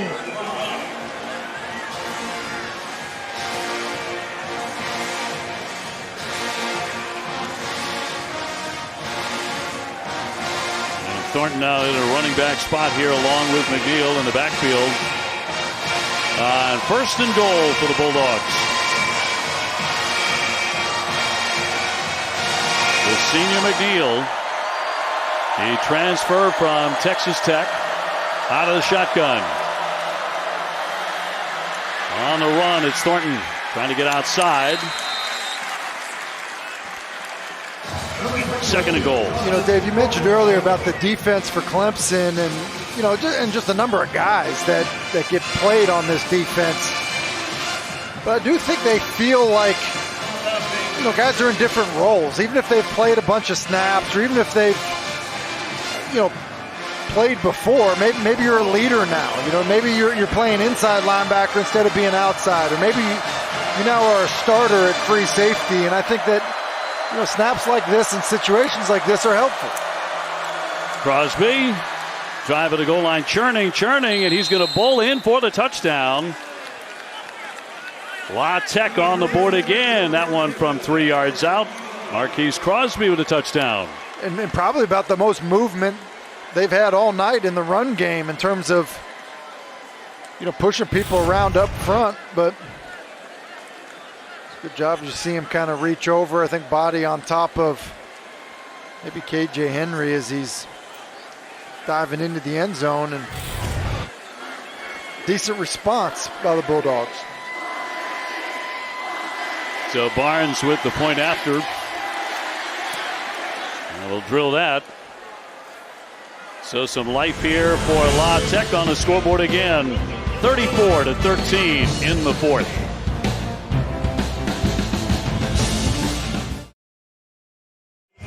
2 weeks ago at LSU, Florida State blocked a point after kick as time expired, preserving an Noles win. Last night, another big victory for FSU at Louisville. Mike Norvell has the Noles rolling to 3-0. Next week will be under the lights in Tallahassee for BC and FSU at 8 o'clock Eastern right here on ACC Network. Yeah, really exciting start to the season. Mike Norvell has them playing well. Be interesting to see what Jordan Travis' status is. Obviously had the injury, but good start for them, and they've always had talent. You know, I think it's just a matter of getting that talent to play like a team, and seems like Norvell has them doing just that. So Cade Klubnik back in there. Are you at all surprised that this might be early in the game? I think for to totally replace DJ, yes. I mean, we've seen him come in, early in games this season. We've seen him, enter for sure and play at the end of a game. But so most coaches are paranoid. 3-score game. I would not have been surprised to see DJ at least for another drive. Pace on the rush, stopped by Grubbs. He'll pick up 6. Klubnik, high school All-American, Gatorade Texas Player of the Year. His brother Reed was a wide receiver at Yale. Nice to always have someone to throw to in the backyard. Trying to keep this and cut back inside, but that broke down pretty fast thanks to Tyler Grubbs, and he'll gain just a yard. I think with Cade, he's a really talented player. I mean, they've had talented players come through here, and he's kind of the next one in line. And they just say he's gifted as a thrower. He's a good runner. I think he's tough and competitive. Comes from a good program, as you showed before. And they're excited about him, which I think is why he's playing as much as he is early in games. Going to roll here on 3rd and 3. And he'll scamper out. There is a flag in the backfield. Holding. Offense number 7. 10-yard penalty. Repeat 3rd down. It's Kobe Pace, and I don't think he needed to do it because of Klubnik's speed. Kind of had already escaped out to the right, and Kobe Pace just with a little too much jersey in his hand. So less than 12 to go here in the fourth. Number 5, Clemson up 34-13. 3rd down and 13 for Klubnik.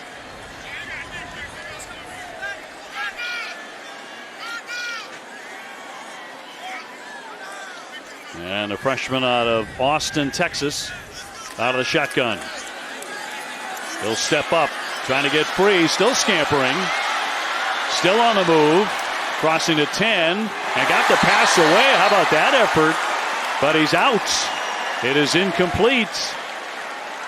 I mean, just to get that pass away, that was fascinating. One of the most exciting incomplete passes. Great job of blitz pickup. In fact, Kobe Pace does such a good job that essentially gets 2 guys, and then Klubnik thinks he's tucking it, pulls it back out. Does make a pretty remarkable throw, an athletic throw, but just runs out of real estate. Would have been good in Canada. Pretty winded. A lot of scampering. So they'll punt it. Aiden Swanson, junior from Tampa, Florida, got off to a rocky start, but has improved dramatically. On the move, Smokehouse breaking free. And the center of the field, he's finally going to be dragged down. Nice return of 21 yards to bring up first and 10 for La Tech. 34-13, the Tigers.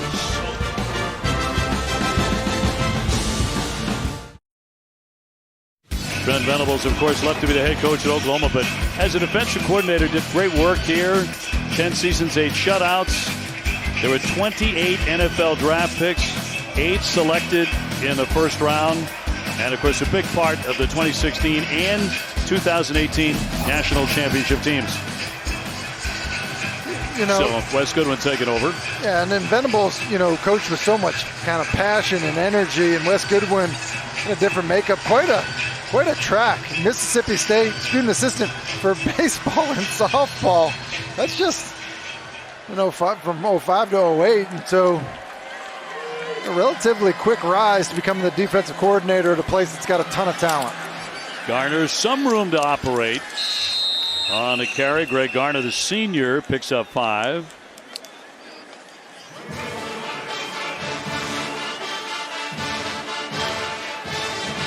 Mickey Kahn also part as a co-defensive coordinator, but Goodwin's number 1, makes the final decisions. Yeah, and I think, scheme-wise, they're going to continue to be aggressive defensively. They're going to continue to, to kind of be multiple because of the athleticism they have at linebacker and safety. And I think they're going to have to be with some of the young corners they're going to end up playing. McNeil throwing again. That one's going to be broken up, incomplete. Intended for Trey Harris, but Pride broke it up. Talk about that second half defense for the Tigers. Well, listen, they've kind of answered the call because they needed to come up with big plays. They did it with Trotter's interception to start the half. Barrett Carter's been all over the place, and then they get a turnover on downs. And they've been playing on the opposite side of the line of scrimmage for much of the night. And I said it earlier, talented at every level of the defense, and they're doing it without a lot of guys that are really starters. They sure are. Once again, it's Thornton on the carry. That has been really tough on the ground tonight for La Tech against Clemson. For that carry, Clemson had outrushed them 190-18. That defense tonight with a sack, 3 picks, and a lot of passes interrupted. With about 10 minutes to go and a second timeout. They'll take the break as well. Tigers leading at 34-13. What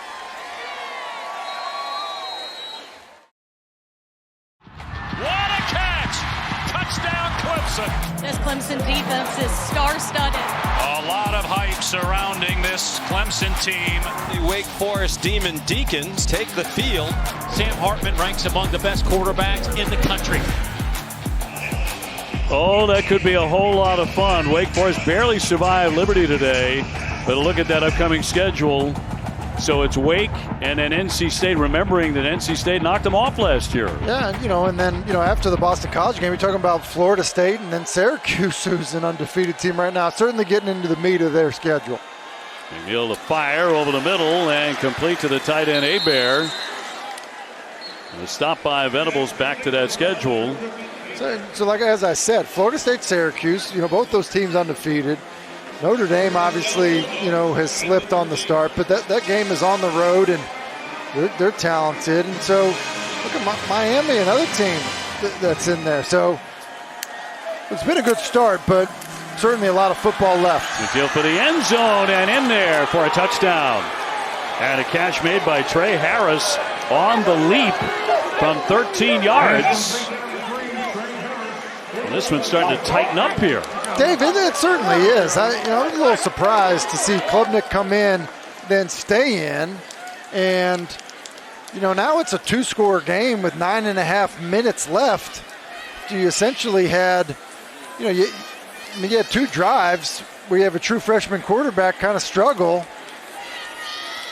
Not to say that it's let them back in the game, but it has tightened up. And the point after is good by Barnes to make it 34-20. Still 9.5 minutes to go. Well, it's just a fade out here, and it's a really good job of holding the stem, by Harris. And I'll tell you, Torian Pride, the freshman who's in the game because Sheridan Jones' injury, he's really wanted to sit on things tonight, and it's been easy for Trey Harris to get on top of him. That's exactly what he did. Had one like that earlier that he wasn't able to catch. He's able to reel that one in the end zone, and now we got a 14-point game. And the question now, Tim, is does DJ come back in the game? I think he most certainly would have to come back in the game. See him riding the bike. It's been forever since he's been in the game. We're talking about a change in the quarter in 2 drives. And so in real time, the time that he's been out, it probably feels like he's been removed from the game. It's interesting because Hunter Johnson, the number 3 quarterback, is actually throwing on the sideline a little bit. Look, I think in some ways there was this feeling that, we got this. The game's over. We're putting the freshman in. We're going to close this out. And because of the struggles once Klubnik came in the game, now you're in a situation where you're telling DJ, hey, let's warm up. Look, it's a good shot. We're looking at an onside kick. Sure. Ton of time to go. Quite a few people have already left here at Death Valley. In fact, I'm telling you what, I'd kick it deep and say, look, your starting quarterback hasn't played football in a while. We're going to play some defense. I'm going to try to pin you back there. Maffa back there at the 10. Out it goes. And a flag, 34-20. 5-yard line. First down. That's a bad special teams play. You got a hands team on the field. And instead of, trying to kick it out of the end zone, sky kick it or something like that, because they don't have a return on. Kicking it out of bounds is about the worst thing you could have done in that scenario with how Clemson's lined up. Yeah, moves it to the 35. Let's go to Kelsey. Well, you guys are talking about how it's getting close. That's kind of the thing that they're saying here over on the Louisiana Tech sideline as well. These guys coming and saying, hey, look, guys, it's a game now. Get up off the bench and be in it. Parker McNeil walking down and high-fiving all of his guys, too. You can see the mood here has definitely shifted as they've gotten this game close in the fourth. Shipley, big hole opening up across the 50. Tripped up as he got across the 40-yard line. And a save by B.J. Williamson, preventing a touchdown, 26 yards. Yeah, and listen, this is how you essentially loosen it back up again if it's tightened up, is hand the ball to number 1 and continue to run the football, which is really what they were doing last time we saw DJ in a quarterback. Uyunglele back on the field for first down. So the A-team back out there. It's Shipley again trying to bounce outside before he is dragged out. And he's going to gain 8 yards on that run. And brings up second and short. Yeah, look, even with Shipley coming out of the game, Moffitt in, I'd expect to run again. You're pounding the football at him, and just stick with it.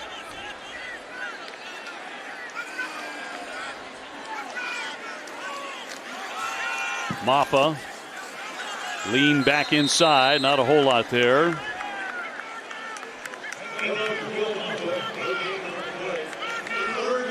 So 3rd down and 1 for the Tigers. Shipley, by the way, with a career high 139 yards on the ground and 2 touchdowns. Last time in this scenario, I thought a quarterback sneak could be in play. It's obviously not here. Would expect a run to the left side once again with Maffa. And a whistle. And a timeout. Charge timeout. Louisiana Tech. Their second of the half. 7:52 to go. Talking about Will Shipley, who has been a workhorse once again. Yeah, it was a struggle for him early in this football game in pass protection. He's kind of taking it on the chin, this time on the quarterback draw, and then the second half, probably said, let's have him do what he does best and hand him the football, let him run with it. And they've always been excited about his speed since he stepped on campus. I think he is running with a little more balance and power than he did a year ago. In fairness, look, he was replacing a great back in Travis Etienne. And the expectation super high for Will Shipley, much like they were with DJ Uiagalelei, and he's done a nice job kind of having a better sophomore season than even freshman season. Tigers have found another one. They shouldn't have, and the guy coaching him up, CJ Spiller, had a pretty nice career here as well. 3rd and 1. Uiagalelei. And here's Mappa bouncing outside. Stiff arm. As he'll pick up a first down. It's a nice read by Maffa. Good patience. That situation to see it and be able to bounce outside because it wasn't there originally. That's a big run in a 14-point game. 10-yard gain for Phil Maffa, the sophomore. And the Tigers on the move, up 34-20. Got a little too close for comfort for Dabo and his coaching staff, so he got his number 1 quarterback back in there.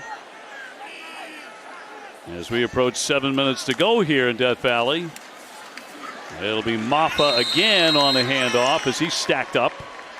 No place to run there. Hugh Davis came up with the stop. He does gain 2.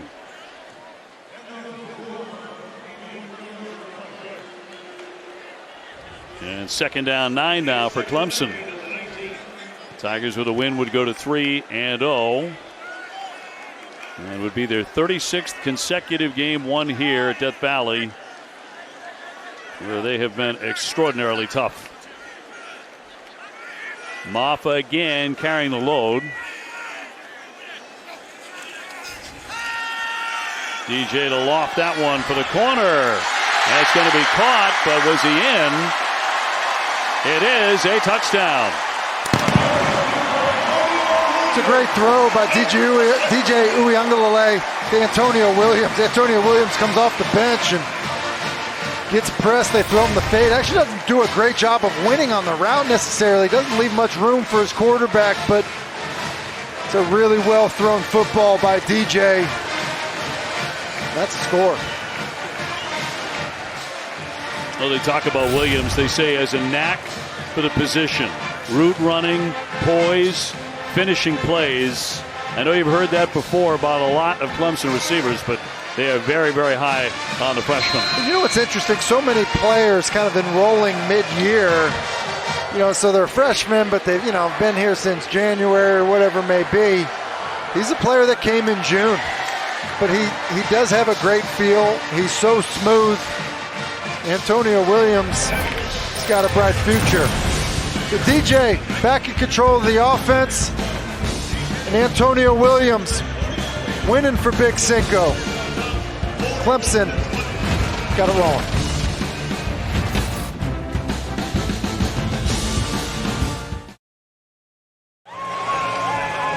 Tigers back on the board. They open it up again, 41-20 here in the 4th quarter. Uiagalelei out for a little bit, comes right back in, leads them to a touchdown. In my prep for this game, Dave, I feel like, I've kind of left some stuff out here, in terms of, Sonny Cumbie, the offense that he's running, as we see Louisiana Tech get this ball back as Clemson's pulling away. And the reason I say that is, Sonny Cumbie, obviously we've documented what type of player he is, but one of his wide receivers, our camera guy, Corey Alberti, they were teammates. I feel like I should have reached out to Corey prior to this game to say, hey, give me a little more offensive philosophy here on Sonny. And pretty cool that they played for the San Angelo Stampede Express. And here they were pregame saying, hey, remember me? Hey, and I need to thank you for this finger that I have that you threw a slant to me on that completely destroyed a knuckle on my left hand. And so that's pretty cool to see that, and fun to have Corey every week, and fun to have Sonny and see that reunion. Sonny laying a big hug on Corey there. It's amazing he worked the camera with his hand mangled like that after the wobbler that was thrown to him. constant reminder. Just if you, Sonny, I love you, but But thanks a lot. I can't completely close my fist. 2nd and 10 here for La Tech.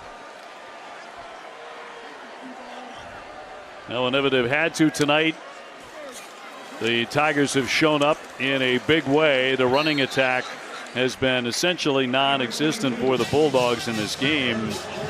Before that carry, they had all but 23 yards on the ground tonight. And Parker McNeil has shown, this one's free. And Clemson's going to dive on the football with under 6 minutes to go. Kevin Swint, the junior from Georgia, recovering that fumble. And, it seems like, these guys have played hard, but there's a confusion up front, and McNeil's trying to communicate that, and the center obviously gets confused, hears something, snaps the football, and I've been impressed with kind of the fight and the resolve of this Louisiana Tech group on both sides of the football. That was a mistake that you just can't make, and now gives Clemson an opportunity with really good field position. Okay, Klubnik back in there, quarterback from the 12-yard line. And he's going to keep it and try to get an edge out there, and they're going to force him out. On the carry by the quarterback, Jaden Cole, forcing him out.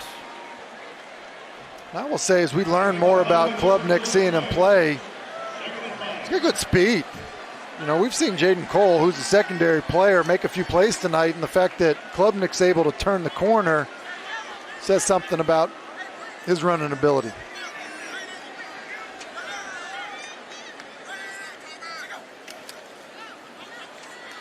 Pace going to run with it, spin, and get down close.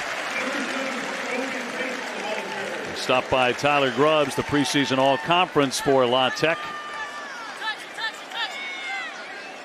And on the 2-yard line, they'll try and knock it in again with 5 minutes left in this contest. And off for Pace, dancing inside. He'll dive in for the touchdown.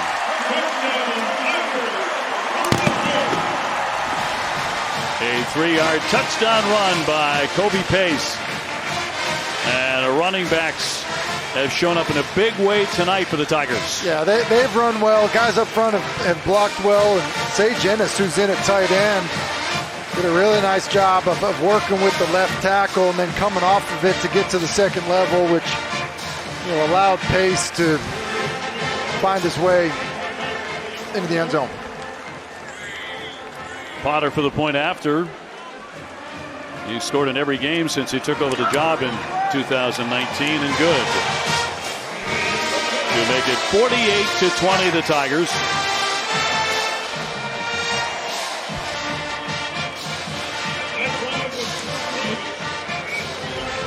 .4:53 to go. And be sure to stick around after the game for the ACC Huddle postgame show. Jordan and the crew will have a full recap of all of today's ACC football games with highlights, analysis, interviews, and more. ACC Huddle is next, immediately following our game here on the ACC Network. There won't be any Mark Rick. Coach Rick not going to be there because his nephew, Max Johnson, getting the start for A&M against Miami. I think probably some interesting emotions there, going against Miami. Max Johnson, his nephew, getting the start. So we'll miss Coach Rick, but obviously out for a good reason. Well, you've seen a lot of smiles on that Clemson sideline. This was a close game at halftime. If you just tuned in from the third quarter on, you've seen a lot of domination from the Clemson Tigers, but it was 13-6 Clemson at the break. Dave, I'm glad you said that. And with Louisiana Tech getting the football to start the half. I mean, it was tight, and I guess, 3 turnovers in the second half will do that. And Dabo talked about playing complementary football, playing a complete game and playing complementary football. Scoring off of turnovers is part of doing that, and they've done a pretty good job of it in the second half. Sure did. Will Shipley coming up big on the ground. Uyunglele had a very solid second half too. But those turnovers into points and doing it rapid fire, a couple of times getting the ball back, and it took one play to get into the end zone. McNeil with a handoff here for Crosby. He's going to be stacked up. No place for him to go.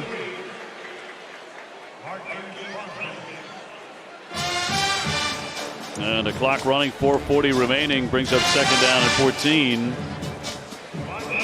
Talk about all those turnovers. All 3 second half turnovers by La Tech were converted into touchdowns by the Tigers.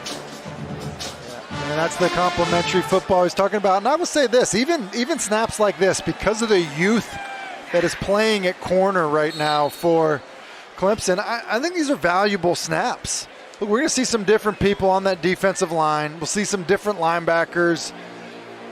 But in the secondary, these are guys with the injuries that we may see as starters. Look, Torian Pride may be a starter. Jaden Lucas, without knowing the situation with Sheridan Jones, could be playing meaningful snaps in the meat of their schedule, which we showed just a second ago. 3rd and 10 for the Bulldogs. McNeil wants to put it in the air again. Here they come. He gets it off, and that one almost picked off. That would have been the 4th interception tonight by the Clemson defense. You talk about coaching composure as well, even though it was uncomfortably close at halftime for Clemson. Dabo didn't come out breathing fire. When Kelsey talked to him, he was very composed, and even though he didn't like one call in particular, he thought should have been interference. I think he was right about that.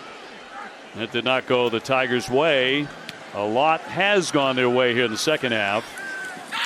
And a fair catch after a 37-yard kick. Dabo, of course, recently had a 10-year extension approved through 2031, worth $115 million, making him the second highest paid coach in college football per year, behind only Nick Saban. Widely reported that should he leave Clemson, the buyout is 1.5 times higher should he leave for Alabama, his alma mater, than anywhere else. Doing all right in the finance department. One of the other things he said to us, Dave, he said, when we talk about the composure, he mentioned that his offense lacked maturity. And I think that, responding to adversity, and the maturity to deal with the adversity that you face as an offense was part of the challenge that they had, at quarterback, at receiver, at running back for that matter. And they seem to have a lot more of that this year. Well, he's done an incredible job here. And when you walk through campus or drive through campus on the day of the game, on a beautiful day like today, and this place is going to be packed, and they're going to come running down the hill, and they've got the brand new video board, which is really spectacular. I mean, it just resonates. Big time success. Oh, there's no doubt about it. I mean, we guess we've been here last 3 years or so, and it just seems like the excitement and the buy-in from the fan base is just even better. Like sometimes winning can get taken for granted and stale. And maybe with some of the adversity a year ago, that feels like it's kind of reinvigorated, the fan base of this program. Hunter Johnson with the handoff to Thomas. And he will rumble ahead for a first down. We're talking about that brand new scoreboard. Look at the open. When Dabo came off the bus with his team, look at this sight. This is incredible. You should have heard it, by the way. The earth was shaking. It was amazing. I mean, there aren't many that measure up to that in college football. I don't think there are any that exceed it. That pose a little bit too felt like it was like a WWE entrance a little bit. This is like the flag is in the ground here. I feel like maybe Pat McAfee showed up in the offseason, was like, here's what you're going to do. You're going to take your hat off, you're going to touch the rock, and then, like, boom, stick the pose. No, that was a beauty. That got him going. This place absolutely exploded. Tigers trying to move it on the ground here. And the final minute of play. And on top 48-20. And a lot of smiles there. Hunter Johnson getting in to run the offense. Third quarterback they've been able to use tonight. Adams, the running back. Inside a minute. He'll take the handoff and try to spin outside. You know, we've talked about Clemson and how they play so many players. I love to see these substitutions. I mean, you get linemen coming into the game and saying, hey, you get to go in and just to sprint onto the field. Even if you play one or two snaps. But you know you're going to play. You know you're going to play. You know you have a chance to play. And I think because of that, guys play hard. Nice moment here between the two head coaches, Sonny Cumbie and Dabo. 48-20 will be the final score here tonight. Tigers really rolling in the third. And as part of a parents' weekend, students rushing out here onto the field. And that is your final score. Clemson 48 and La Tech 20. Third quarter is really where this thing completely changed. Will Shipley right in the middle of that. He had a couple of rushing touchdowns, had a career game actually with 139 yards, and their 36th consecutive win at home. It's the 14th longest streak in FBS history. So a great night for the Tigers, even though it was touch and go at halftime at 13-6. Now this is quite a sight here. As they are down on the field, the students rushing right down the hill, many of them, many more right out of the stands. Dave, you said it. I mean, the scene and environment for college football, few better, if any, than right here. Before the game, during the game, after the game, it is a special experience to be here in the stadium. Well, it truly is, and you've got fans, alumni, players all intermingling, their coaches, broadcasters. Kelsey Riggs is somewhere in there. Somewhere in there. And Dabo right in the middle of it all. Celebrating a really fine win over Louisiana Tech. They fall to 1-2, and the Tigers improve to 3-0. Now the schedule gets tougher. You've got Wake Forest coming up, the number 19 team in the country next week. Yeah, I said in meat of the schedule, and you talk about, listen, NC State, you referenced the game a year ago. Wake Forest is dangerous with their ability to score, and they came away with one today. And oh, yeah. I think you get down the line, some other teams that are undefeated right now that we're going to learn how good they are. You know, whether it's Florida State or whether it's Syracuse, which is an undefeated team, and a gritty team that's got a really talented defense. Never mind, you know, going to South Bend. We got 7 or 8 undefeated teams inside the conference, right? Yeah, coming into today. And I think one of the things we've seen, and we've seen it with this Clemson team, is that, you know, how you improve as the season goes along, you know, says a lot about, you know, the type of team that you'll face in October, November. And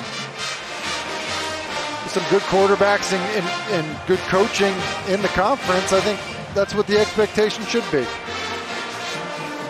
Well, waiting on Dabo to get to Kelsey and hear from the head coach of the Clemson Tigers as they win again. Their 26th consecutive non-conference home game that they have put into the win column, and Clemson now 28-2 in September since 2015. Let's go to Kelsey. Coach Sweeney, I know this is a big win after an emotional week. What does it mean to this program? Well, you know, it's just first of all, great environment tonight. I appreciate our fans. What a beautiful night, and appreciate all the great, new investments that people have made around here. It was just awesome. Been here 20 years, and that's about as good as it gets with all the new stuff. But, we got what we need to get done. I love how we finished offensively. And then defensively did a lot of great things, created the turnovers. But we subbed a lot of people. We had to play a lot of young guys tonight. And, hey, we got exposed a little bit in some areas, but it'll make us better because we got a group that cares. So, hey, a lot of good things.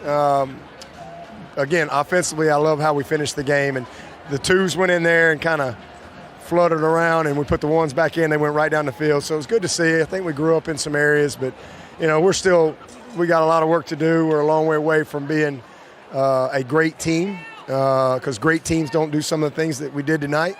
But we're making progress. We're 3-0. That's the best you can be at this point. But, man, we got a road conference game next week against a great Wake Forest team that won our division last year. So if we're going to win the division, which is our next goal, we're going to have to, be coachable. And we got to clean up a lot of things. But this game will help us. And I want to say this too, man. I didn't know Sonny Cumbie, but he's forever got a new fan in me. Class guy, class act, his whole football team. He came out with a, Ella Strong shirt. He gave me a note that he wrote Brian, and I think his team wrote letters. And you know what, man? It just makes my heart smile. In this competitive world we're in, there's people out there like Sonny Cumbie and that La Tech crowd, class group, and I just I appreciate that gesture. And I know that the Brazees were home watching, and hopefully we put a smile on their face. Probably made them mad a few times too, but hopefully we were able to take their mind off a very difficult situation for just a little bit of time. It's going to be a tough week, but our hearts are all heavy, and our prayers are with the Brazee family because they are family. This has been an 18-month journey, and that sweet Ella is in peace, and we're all better because we knew Ella. And so I just want the Brazees to know we love them. See you on Tuesday. Brian will be here tomorrow. I can't wait to hug his neck. And but football-wise, we got a lot of work to do this week to get ready for a tough road trip to Wake Forest. Coach, we appreciate the time, and we could see the impact that she had from talking with you guys and from the fans here tonight. Thanks so much. I appreciate it. Thank you. Well, Dabo talks about class in other people, and he is loaded with it himself. Very, very touching comments there. And a big win for the Tigers, 48-20, the final score here tonight. Let's go back down to Kelsey. DJ, you had the opportunity to step up early and late in this game, and we talked a lot coming into it about your confidence. What does this game do for you? Yeah, no, I think it's a game to be definitely built on. Definitely a lot of ups, a lot of downs throughout the game. Got stalled out a couple points. And definitely missed a lot of throws out there. I wish I had back. But I feel like that's a game of football, though. As long as you come back and learn from it and continue to grow, I feel like we'll be perfectly fine. We got to talk this week about your roommate, Brian, what he's meant to you living with him these past 3 years. And I know the whole team is thinking about him and his family back home right now. What did this win mean with Ella in mind? Man, bro, I miss my brother Brian. Always having them in my prayers. The Brazee family, Kendall, Mike, Big Richie, Megan, Bailey, my brother Brian, man. I'm just praying for them. I hope by the performance today we had, I hope we can just bring them a little bit of joy back there at their house. Hope we can bring, by the way we played today, man. So I hope we brought them a little bit of joy. DJ, thank you. I appreciate it. DJ Kels, thank you very much. Our final score once again tonight, Clemson 48 and Louisiana Tech 20. Tigers breaking away in the second half for the victory. Coming up next, the ACC Huddle post-game show. For Tim Hasselbeck, I'm Dave O'Brien. Good night, everybody.